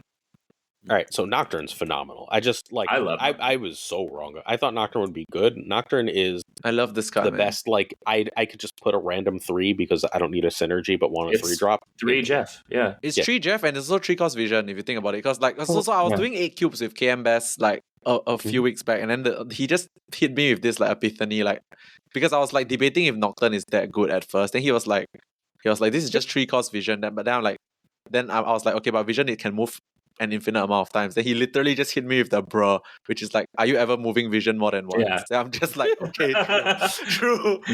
He was just like, bruh. Then I'm like, oh, you're right. You're never moving vision more than once anyway because you play on 5. And the Angela synergies and Elsa synergies Yeah. and screw magic up. Like No, it's great. and my Yeah. favorite thing in Loki, like you don't have to make that awkward do I Loki because I really need that bird if you have Nocturne on the board. Yeah. No, it's a fantastic card I love It's just love in a vacuum and where it stands. Right, our top 5 right now, just as a catch up, is Elsa Bloodstone, Hope Summers, Killmonger, Nocturne, Corvus. Are we overrating Hope? No. Yes. No. I'm gonna say no. I also don't know of any. There's maybe one card that touches any of these. These are pretty great. Number 5 is right now Corvus. All right, so we just go aiming for better than Corvus, right? Patriot, not better than Corvus, yes? No, I don't think so. I don't think so either. I think Red Guardian might be. Very close. It's close. I think it's one of the most. So I'm generally someone that doesn't like to play situational cards because I like to have like a It's utility for my cards at any point in time. This is the one tech card which I feel like I don't feel upset playing it wherever, whenever, however, because it's still a 3/5. And like It offers a lot. unless you are literally blanking something like a Quicksilver, you probably blank an effect that would matter, you know? Mhm. And whether it matters highly or matters not highly, it would blank it and you're playing a 3/5. So I don't think he makes top 5 eventually, but I think for now, maybe better than Corvus. Yeah, like for now. It's one of the best tempo plays in the game. when it Yes. hits. It's so good. Yes. So Red Guardian and Nocturne are why if we did this a month ago, I'd have fought for Gladiator because it's so clearly the 3 you just put in when you want a 3. But Yeah, Red we have Guardian and replacements for Nocturne that now, exist. yeah. That is true. There's so Rogue many can like go- based on like the 1s and 2s and 3s that we've seen, especially the 3s, there's so many generic just play in any deck kind of cards, right? Like you can just Yeah, put if them you're building a wherever. good Yeah. cards list. Yeah.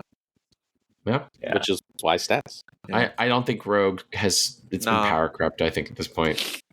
Buy the Like- card above it. You need a very specific meta for Rogue to be good, and I don't think this is it. Sage will be there one day. You can just mark my words, write that down. It's not there now. Not now. But no, Sage is going to have a meta where you're just going to be playing it for like a 3/12 and it's going to be amazing. Right. Okay, so the last 2 is crazy, by the way. Yeah, the last 2 are the ones that I cannot. I don't know like, what to do with have- Surfer. I'm not I sure. never have Yeah. to do with Surfer on these lists. I think Surfer I mean, might be on this list just cause like I think you put Surfer 5 because you almost have to. yeah, It's you that- kind of like No, it's not just back. It's It just never that really went it never away. left. It never left. Yeah. Yeah. It's always like, even in like the tournament scenes when it was dead, it would like sneak in the top 8s Yeah. all the time. I want to talk about Surfer, like the Surfer's the hard carry of tier 3. Like Yeah. basically what I want to say is that like every Surfer, every meta you can play a Surfer deck. Thanos meta, Silk meta, Brood meta. Leech meta. Like I still think you can play Silver Surfer You can. because it is the hard carry of decks that run many 3-cost cards. You know, like if you run many 3-cost cards, you will just consider Silver Surfer anyway. Yeah, I mean, with Leech, like, they're going to pick up your Surfer relatively easily. If they snap you on before 4, you just retreat. Whatever. Like, it's Surfer. It's just too strong. It's so much stats. And there's so much utility with how you can increase those stats if you really wanted to get unique. I don't know. I mean, Killmonger's right there at number 3. Yeah. Are we allowed to put Surfer on this list despite him not being great now? I'm putting him on. I'm putting him on the list just because. Like Surfer over Red Guardian, I'm fine with. Okay, sure. I don't think I can put Surfer over Nocturne. Yeah, I think Surfer at 5 just to be there. Just for the culture, man. Like Surfer 5 just for the culture, I think has to be there. What do we think about Venom though? I love Venom. It's a great Can't card. be above Surfer. Yeah. I think this card is just like. It's understated how crazy this card is. Like It's the Card is best. cracked. Like if you play a lot of Destroy, you're just like Venom's very strong. Keeping the stats is kind it of only big. works.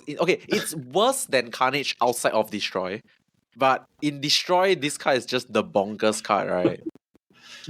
Yeah, games where you see Venom are so much easier than games where you don't. I don't know how to whether this should be top 5 though, but like it's the most counterable card in the Destroy list. True. Is the one argument I'll have against it. Okay. Is that if you're taking anything down with your counterplay, it's Venom every time.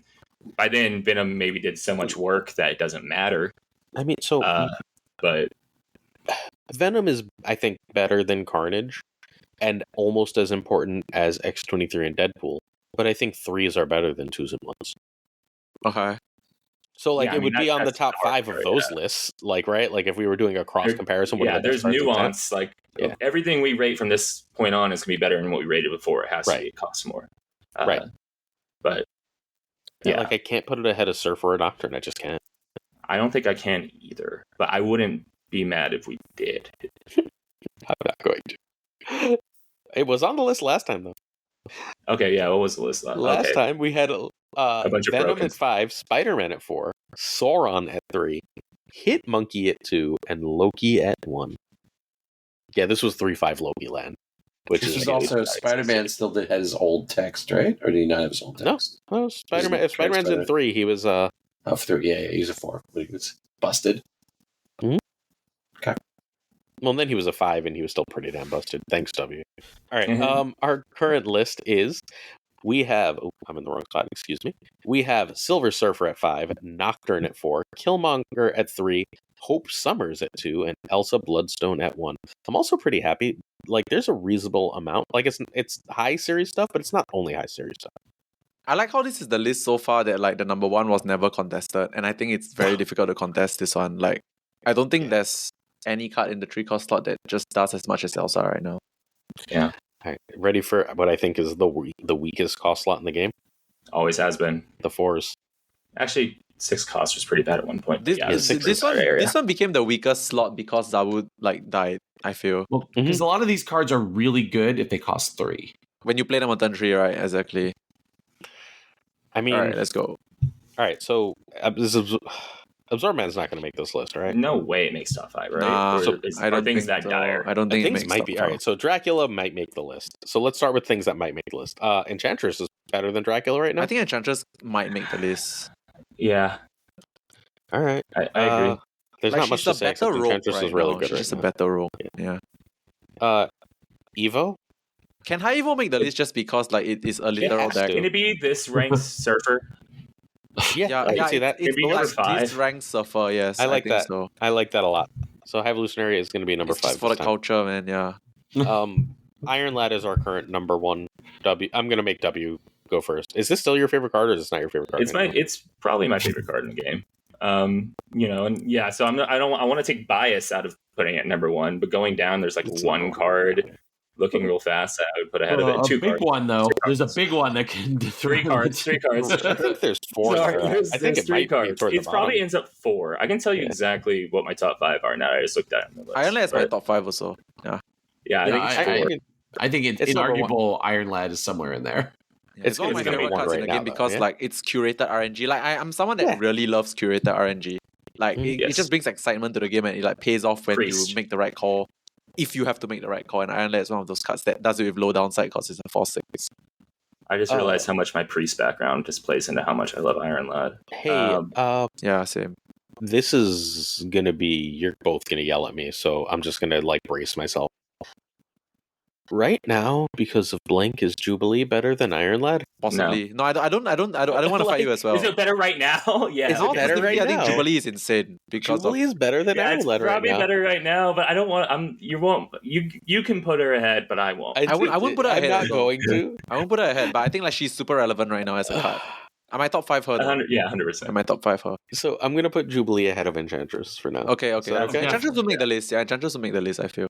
She won't make it. No. Yeah. The whole Looking down. Jubilee plus Blink thing, the Jubilee thing is such a vibe, man. It's the only thing you ever want to do with Jubilee. I guess more it I goes love- in Whoa! I mean, sometimes you want to lockjaw her, or Lockjaw's not even. Blink is the best lockjaw right now. Blink is the lockjaw.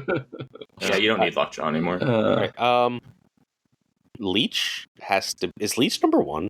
No, I don't think Leech makes top 5. By the way, I don't think What? so either. really, Okay. I don't think it makes top 5. I don't Like think it's so. All right, good. here's some arguments need for this why he doesn't explanation. make. Okay, so Leech, top right? 5. Okay, so firstly, when Leech was 5 cost, he was unplayable, right? Okay, so Leech was unplayable at 5 cost because there were like way better things to do with like Professor X, Cannonball, like Vision, and all those kind of stuff. So like Leech was unplayable at 5, like the current version of Leech, like the effect. Now he drops to 4. He's only ever really being considered cause you have Blink, and like. Like, I mean, that's legit enough, I would say. But like, you have to also remember that like he's hitting only on reveals, and then you have to have Blink. So like, he's good with Blink, but without Blink, he's not even like remotely that important, I feel.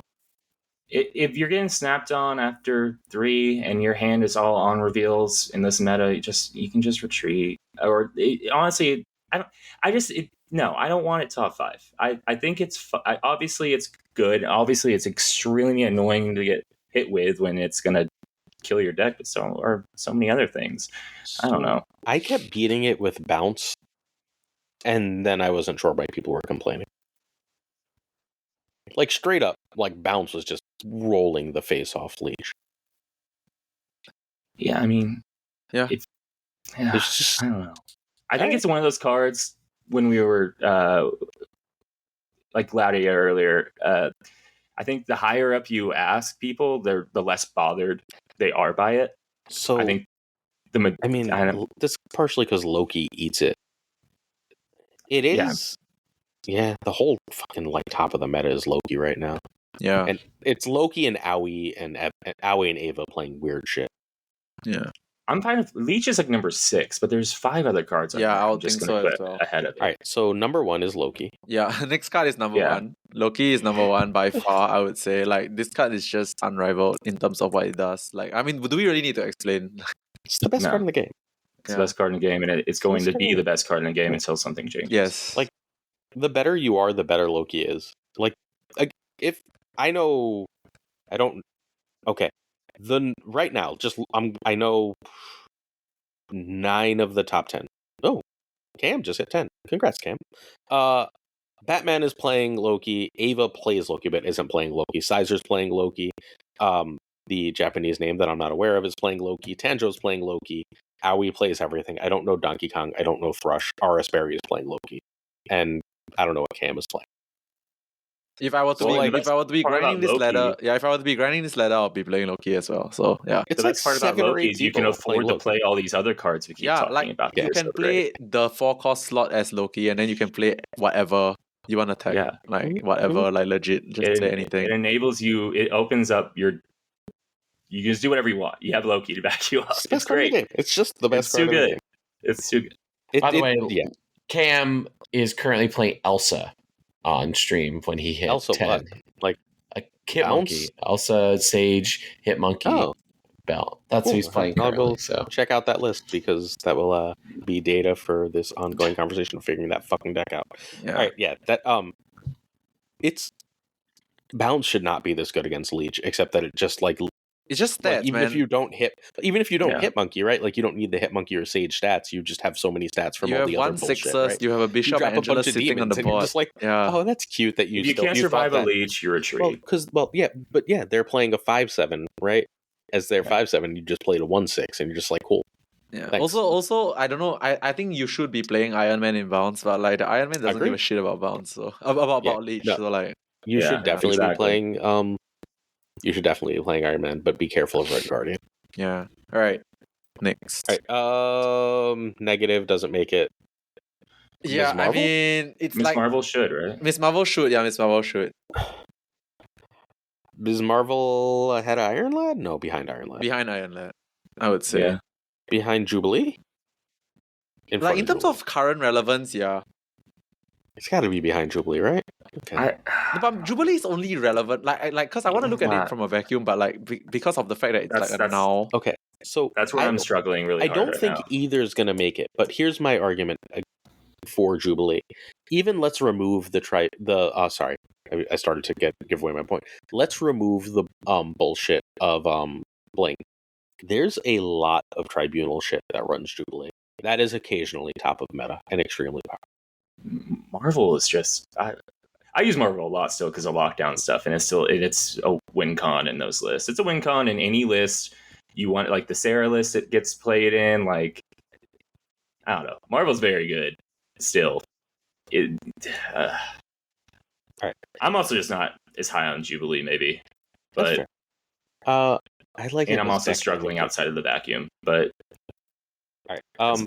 We're gonna pass on Phoenix Force because Jet's not here.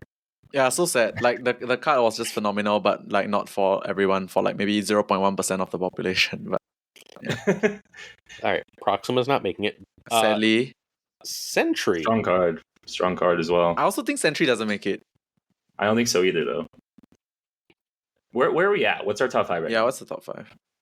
Our top 5 right now is Loki, Iron Lad, Jubilee, Ms. Marvel, and Evolutionary.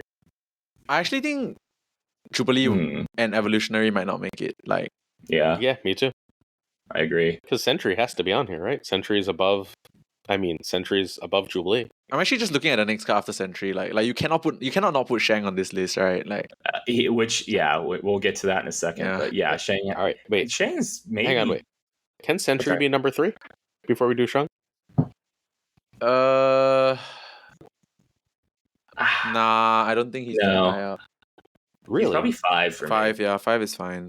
Okay, so he's knocking High Evolutionary off, which means he's gone the second we had Shang. Yeah. Well, I want to knock Jubilee off. I think Yeah, I want to knock Jubilee Jubilee to me off. is- I want to knock Jubilee off, actually. Like, I don't All right, think... Jubilee's gone. Yeah, I'm not I don't with think you. Jubilee belongs in the conversation with the rest of these cards. Yeah, like, I don't think as well. Jubilee belongs in the conversation. Okay, so Shang number 2? Yes. Question mark? I can easily let Shang be number 2, even though he's less played Yes. now. Like, it's Shang-Chi, guys. Like, come on. The Like, game is balanced around his presence. yes. 100%. Exactly. All right, It deserves number 2. and we miss Shuri and Wong. Rest Okay, in peace, our Wong old doesn't friends. need to be on this list, but what about Shuri? Do we never think of Shuri as, like... Over Sentry? Like, now, no, but, like, any legacy Sure. votes for Shuri ever? Because, like, Shuri's legacy is insane. I mean, if Shang's on the list, Shuri almost belongs. No. I don't know. It's hard. I think Shang is still Over way more of a Sentry. relevant meta card than Shuri, True. even if he's underplayed. Oh, for sure. I'm not saying Like- move Shuri to 2, but Maybe Shuri's Like, number Shuri, 6 I can't put it over because Sentry. legacy points. I don't know. the legacy. Yeah, I'm fine. Obviously, doesn't need to be on, but let's Yeah. give it its props. So rest in peace to the former meta overlord. Yeah, All right, so It's last also a card that'll probably bounce back at some for point. sure. almost certainly. So last time we did this, it was Shuri number 1, Iron Lad number 2, Darkhawk number 3, High Evolution number 4, and Phoenix Force number 5. Where's W. Shang? Tell us where Shang is. Where's Shang? I Glenn? Yeah, why was believe Shang not it. in the previous list, man? Like, Glenn. So it was the point. I don't know. It was the point where all the Loki decks had cut Shang because you didn't want to give your opponent Loki Shang. yeah, I don't care. I Where's Shang? don't know. Glenn kept saying threats are better than answers, and Which Threats is are true. indeed better than answers. and he yes. makes the damn game. So Yeah, threats are he indeed better than got to it. answers, but like this is the answer that the game revolves around, so like it's a bit Yeah. different. I'm trying to put myself back in time to this time, but you can't tell me Phoenix Force was at its peak yet. No, shot. Phoenix Force was never Well- at its peak. Phoenix Force was at its peak because of 1%, but like Because yeah, I think like there's no Phoenix way Force was like having one of its brief resurgences. I think exactly when we recorded this is like episode. exactly when they had dropped. right. When they had fixed it with multiple men, I think. yeah. All right. And it was really good against Loki. And Yeah. like nothing was good against Loki when Loki cost 3. Okay. So our top 4, and then we will switch lanes because we're going to lose the GOAT. Is Sentry in 5, Ms. Marvel in 4, Iron Lad in 3, Shang-Chi in 2, and Loki in 1. And that's just a really good list. Yeah. Yeah, Agreed. and those could probably be swapped around a little bit, but Yeah. that's a good list. Sadly, I can't be staying with you guys for the 5 and 6s because I gotta run. But oh man, the 5 list is so fun. Hope you guys have fun with the 5 one. Like there's so much debate and so many good stuff to talk about with the 5s. But yeah, thank you for having me for the 50th episode, guys. Awesome. Thank you for joining us. Absolute pleasure. Lamby, do you want to rattle off just for our loyal listeners one more time where they could find you if they were reminded in this episode that you are one of the most insightful Marvel Snap players of all time? All right. So thank you for having me once again. I hope you can have me back also for the future. But if for now, just know that you can find me on YouTube at Lamby Series Gaming. You can find me on Twitter at twitter.com/LambySeriesGG. And also finally, you can find me on Twitch at Lamby Series TV. Thank you so much. Hello, friends. We are sad to have said goodbye to Lamby, but we are still excited to be here with W. And while we've dried our tears to lose our friend Lamby, we're ready to talk about 5-cost cards. All right, we're going to start off with Annihilus and Blink. They're both on the list. Yeah, they're gonna have to be. Agreed. What's their order? I think right now it's Blink, but I don't think Blink is gonna last much longer. I think that They're I don't nerfing think that it's card, nerfed. yes. Yeah, When they nerf it to 6, I think it's like way worse. yeah, I agree. When I was rating these cards for the I season for remember y'all, Yeah. it was 5-6, and I wasn't as impressed. I think it makes that big of a difference. Honestly, people Yeah. laugh about 1 point, but it will change. No, the difference between 6 and 7 is huge. The difference between 7 and 8 is fine, but not ridiculous. And then the difference between 8 and 9 is huge. So Yeah. Like, that there's just change break is points. incoming. Everyone brace for it. But for now, abuse Blink. Blink's very strong. All right, Blue Marvel's not making the list. No. Cannonball is Love on the this list. guy. Love Sam. I'm gonna want it. I don't know when it's all done said and done if it's gonna be on it, but I want it on it. Oh, it's going to be on it. I don't know. There's some really strong. Wow, cards there's out. some. I think I know what the top 5 are. All right. You're going to fight for Professor X, There's aren't you? 2 cards Yes. not on this list that I'm surprised by. What are they? Let's add them. I mean, they're not top 5, but we're not going Oh. to talk. Actually, there's 3. There's no Vision on this list. There's no Claw. Oh, there's no Vision. Vision should be here. Holy shit. Yeah. Vision, I don't know what Claw, happened. Vision and Claw should be here. And there was one more. Even I was looking. Yeah. I don't know back what to me. happened. I was making a list and I must have gotten tired. Oh, All right, Legion. is Vision ahead of Cannonball? That's a tough one. That's So I really don't hard. think so. I'm gonna say that Lamby would say Vision is, and I want to include that as part of our guessing. Just if me Is knowing Vision a Lamby, meta card right now? It's it can be. It can be. so Cannonball is in like a lot of really good decks. I think if we're talking right now, not in a vacuum, Yes. it's Cannonball, I mean, Cannonball fills a longevity lot of the same place now. Goliath did. and in a vacuum, it's kind of Vision, so it's kind of hard. So I think that's just because Cannonball's newer. I think Cannonball's going to be better. It's hard. I mean, Can we have them top 3 for now, and then right now the Can we list get is back to Blink, it? Annihilus, Cannonball, Vision. I don't think Claw makes it. Because I know. I just want to include it. Also, Legion wasn't on here. I just want to make sure. Legion it's I think talked is just off the list at this point. Legion I actually did think of. I just totally whiffed on Vision and Claw. I don't know how. Yeah. But Darkhawk better than Vision? So what I'll say for Darkhawk is that if we're going to use the Glenn metric, he would come on here and say it's like the best card in the game still or whatever, right? I don't. It's consistently been like, at least according to their internal numbers, the best card in Marvel Snap since it's been printed, basically. But that's the only defense I'm gonna give it. I think it's better than Vision. I mean, our guest last week, Gregor, would say that it is still an excellent and strong card. I just see other not Zal. Gnome was last week. Was it Gnome? I thought it was Gregor. It was Gnome last week. Gregor was 2 weeks ago. I'm fine with including it for now, for sure, obviously. And then, I mean, is it above Vision though? It's above Vision. Yeah. Is it above Cannonball?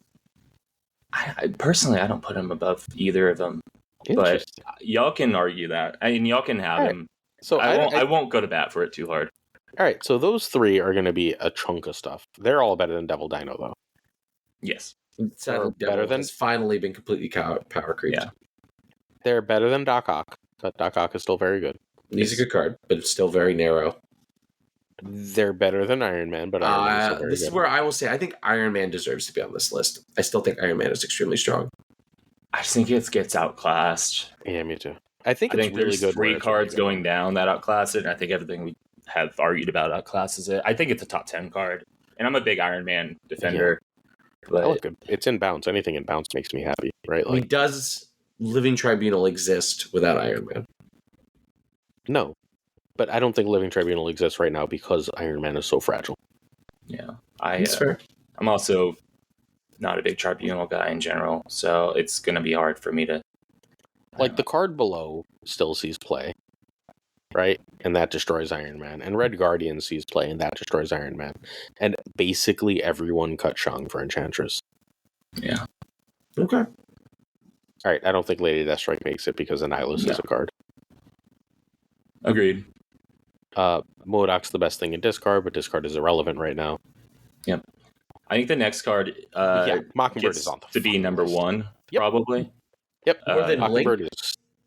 Yep. I think Mockingbird is the best 5-drop in the game. Yep.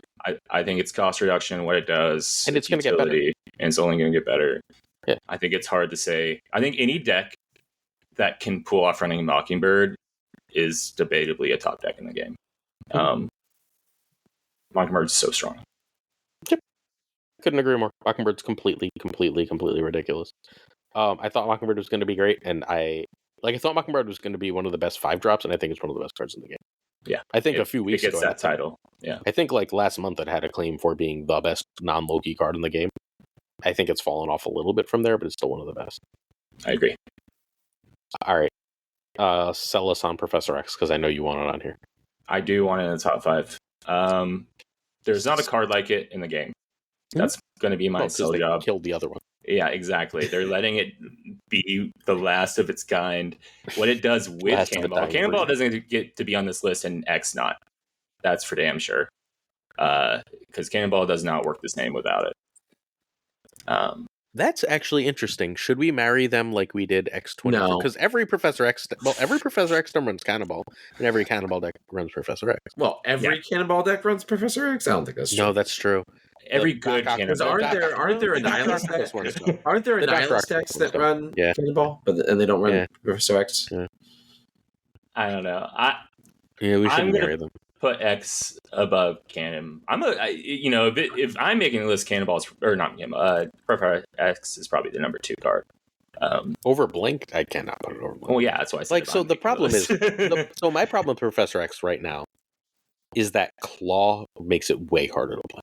I mean, you can always play Claw. So to apologize, Glazer, our current list is Mockingbird, Blink, Annihilus, Cannonball, Darkhawk. Looking at this list, I think we replace Darkhawk with Professor X, maybe, and we're done. I don't think Red Skull, Ronin, Sandman, Sarah, or Taskmaster right now are better than any of the card that gets the last card we're discussing. Yeah. The only card that you get to mention is Sarah. But yeah, I agree. But I mean, Sarah's Sarah, a bad, if anything. Yeah, love Sarah. Right, I can take off Darkhawk for Professor X, but I think I'm not sold on it. You both agree. I'm good. I'm fine with that. What's the order? One more time. Well, let's do last time was Nimrod in 5. What? Legion in 4. Jane in 3. Also, it was The first time we did this, I was arguing for Legion as number 1 like 2 weeks after it came out. Yeah. Jane in 3, which I don't remember why. Red Skull and Taskmaster together in number 2 because we couldn't figure it out, and Vision in number 1. Okay. Now we have Professor X in 5, Cannonball in 4, Annihilus in 3, Blink in 2, and Mockingbird in 1. I'm fine with that. I think Darkhawk belongs there. Outside of that, I don't know. I think if you could combine Cannonball and Professor X, like y'all Then did, Darkhawk makes it, yeah. yeah. It's just they're not quite marryable enough. I'm fine with that. I'm fine with cutting Darkhawk for the time being. I think it's also cool to cut Darkhawk. All right. We are on to the last spot. 6 cost cards. Spoilers. This is still like the weakest spot in the game. Yeah. It's always been this is 4 still and weaker 6. than 4 now that I look at it, right? Yeah. I mean, Apocalypse and Death I don't want on the list, right? Like, they're not relevant at all. God, if they're on it, it's a bad list. So Doom and Hella. Doom has to be on it. Hella. Come on. Hella. I know everyone hates Hella, but Hella's probably number 1. Hella's number 1. Yeah. I mean, I think Red Hulk could also be an argument for number 1. I think right now it's Hella. In a vacuum, it's Red Hulk. I think Hella is a stronger deck, but the card Red Hulk is more ubiquitous. Like, you just... Yeah. I feel like if you I'm not mad if Red Hulk is number 1. Like, because and Hella plays Red Hulk. Yeah. So... But yeah, Hella plays most of these. Any big dumb idiot, yes. But when you think about it, there's just like random Red Hulk decks. Plus Hella also plays Red Hulk. So that's my argument for why Red Hulk should be number 1 and Hella too. I'm fine with that. Yeah, okay. All right. So I think Null probably doesn't make the list because we need Magneto. We need Magneto and Doom. And then I still kind of want to... Oh, it's hard. I kind of want to put Thanos at 5. Still. Who? Yeah, Thanos. Thanos. All right. So Thanos still has a stupidly high win rate. This is why we needed Lamby here. Lamby hates Thanos now. I'm also, when I see it, the problem is there is no number. He's due for a buff, right? Well, you know who? Yeah. Well, he's getting reworked. They just have to do VFX. Glenn said at some point. Yeah. All right, so Lamby would argue it's Ultron.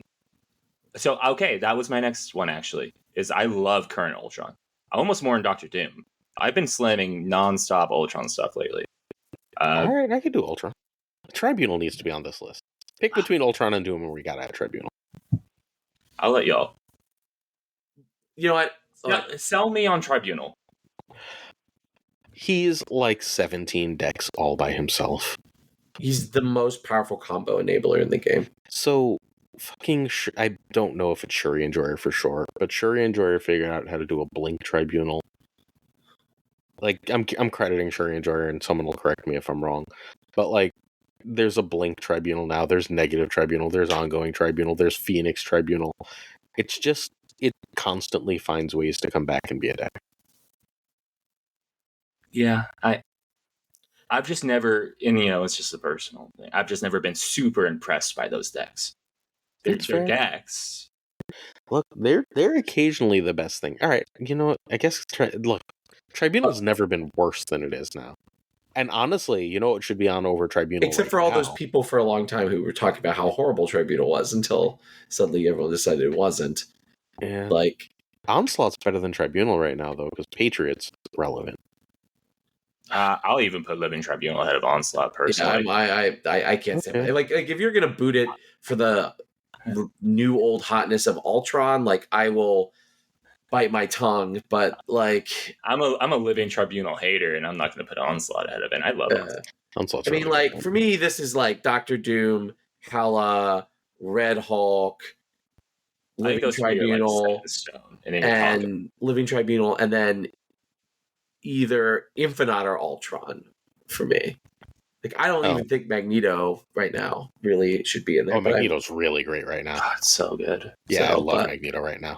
I agree with your top 3, the Hela, Doctor Doom, Red Hulk, in whatever order. So I think Red Hulk, Hela, Doom. That's fine. That's fine with me. I actually completely agree with that. Yeah. Then Magneto, Ultron for me, but I can see Ultron, Magneto. I think there's arguments for like a bunch of cards to be in those last 2 spots. You could even make arguments for Infinite to sneak into 5. I mean, Infinite, to me, I don't know. I would put Infinite and Living Tribunal in before Ultron. I feel like Ultron has disappointed me as a low skill player. I guess I'm in that part of the community that is like Ultron's a little overrated. Like there's just better things to be doing. Like if you really want it's disappeared numbers from the top of the meta. Patriot is just gone. My favorite thing to do in the game right now is, and it's pretty evil, but my favorite thing to do in the game right now is turn whatever before, but turn 3 Patriot, turn 4 Leech, turn 5 Sandman, turn 6 Ultron. And it doesn't matter what else I've done. I completely kicked over your sandcastle and have a bunch of power on the board everywhere. So, I mean, the thing is, right, that Ultron is literally as printed in 624. Yeah. It's nuts. Like, at the end of the day. It enables you to play all that bad stuff I just said before, and then you get to play. It's why I've always liked Dr. Doom, too. But as printed now, it has so much power and utility. Okay. So I think that there's 4 cards on this list, and then the 5th could be literally almost anything else. I think there's a ton of honorable mentions. It's not the 6 cost Sixes card. are just not good. It's weak, but it's just, we're also talking about the 6 cost. So we're looking at a bunch of win conditions as they should be. They're the end game. So there's going to be a lot of different love and flavor for each one. Sure, but like they're all win conditions, but like the 5s, I feel like the 5s as win conditions win more than the 6s. Oh, for sure. But I mean, there's going to be people who come on here and be mad that y'all aren't talking enough about Apocalypse of Death. The 6 is hard to rank, you know? Mm-hmm. I think all these things just have people come and say, why isn't Spectrum included? I mean, I think Spectrum's not good. 6 drops to me, like there's like 2 here, like Dr. Doom and Red's Hulk to me are like the best generic 6 drops. Like it's just like you can just like put them in a deck, and you can put Magneto there too. But like I'm a little bit more of a Magneto skeptic. And then Hela is just so fucking powerful, like that you just can't ignore it. But then everything else here is like good, but like narrow, right? Like Apocalypse is still good in Discord. You know what? Right? Death is still good in Destruction. Same with Thanos. Spectrum is good in Spectrum decks. Like let's go Thanos. Yeah, it'd be 5. I do agree that those are the top 4, though. Let's put Magneto back in there because those are the 4 you just play. Hela is the broken one right now. Not broken, but whatever you want to call it. And then Doom, Red Hulk, Magneto. Those are like your default. Those are like the Jeffs of the 6th spot. You're going to include them if you need something for whichever one best fits. And then you just have a bunch of other stuff that is a wing addition for your deck. The Knowles, Apocalypses, Thanos, Spectrum. So it's really hard to rate that 5th spot because it's just what 6 cost is. Yeah. Agreed. And Hela is just the best. I vote Thanos. Narrow 6 drop. I'm honestly fine with that. Its win rate remains crazy good. I don't know what else to say that. It wins a lot of Marvel Snap games. And historically, and we know probably going forward, because it's like the mascot of this game, it's going to be perfectly fine. It's almost like putting Surfer at 5 on 3. I'm fine with it. All right. Last time, Thanos was in 5th place for the same basic logic. Then we had Null, Hela, Doom, and in 1st, Elias. Which wasn't even on that list. We wouldn't even talk about it, did we? No, so it doesn't deserve conversation. I like it a lot. It's still a really strong card. Yeah. Cannonball has sort of taken its spot most days. I like running them together. I like having it. It really does mess with people if you run both of them together. All right, our top 5 this time are in 5 Thanos because fuck it. It's getting late. Turn number 4 Magneto, 3 Doom, 2 Hela, 1 Red Hulk, and people are going to be pissed that Hela's not first. I think a lot of people are going to be mad about this top 5. I think it's going to be the most controversial. This is the first one that's really controversial. I don't think putting Red Hulk as number 1 is really gonna I think I don't know, people whine about Red Hulk almost as much as they whine about Hela. So as someone who does whine, heck, I own Red Hulk now, so I join the haters. But it still very strong. All right, so we come to our final segment each and every week, which is the variant of the week, we'll start with Rogue. X-Men 97 fans unite. Did any of the two of you remaining of my friends pick Rogue, or is this Lamby's? You picked Lamby's. All right, that was Lamby's. Good choice. I think this is a good Rogue art. I like it a lot. All right, I'm pretty sure I know who did the Valkyrie, which is another excellent one. Was that you, Aaron? Yeah, Valkyrie is mine. I love this Valkyrie. I think this Valkyrie is an absolutely stellar card. Piece of art. It's the Valkyrie I run. It's the only Valkyrie I will run unless they print something significantly better. There's some decent ones that are Valkyrie from the MCU that are very strong art pieces of art. This is very good. MCU. No, I know. I mean, but other ones of her that are that are closer to actual drawings of the actress that are very strong. Versus the stylized one. All right. So Spider-Woman, that's UW.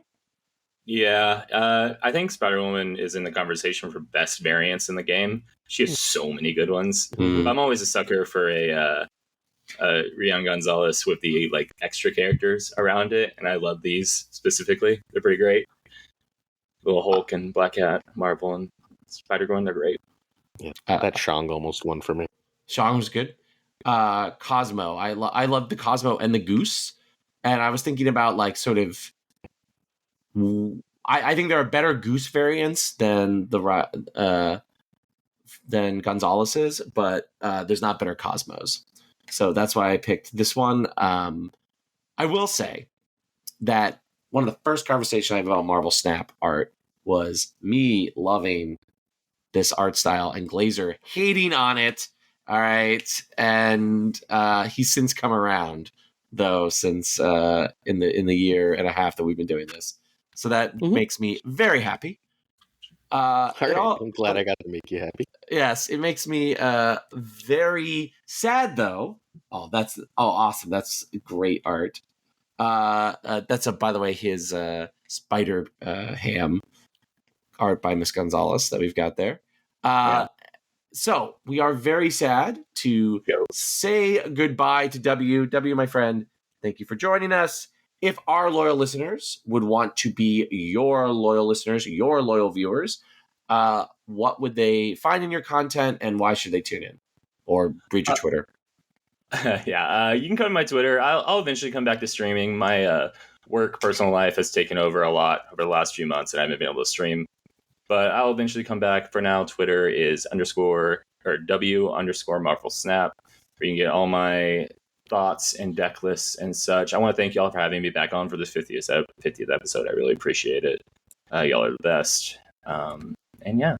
Thanks everyone for listening to our opinions. Awesome.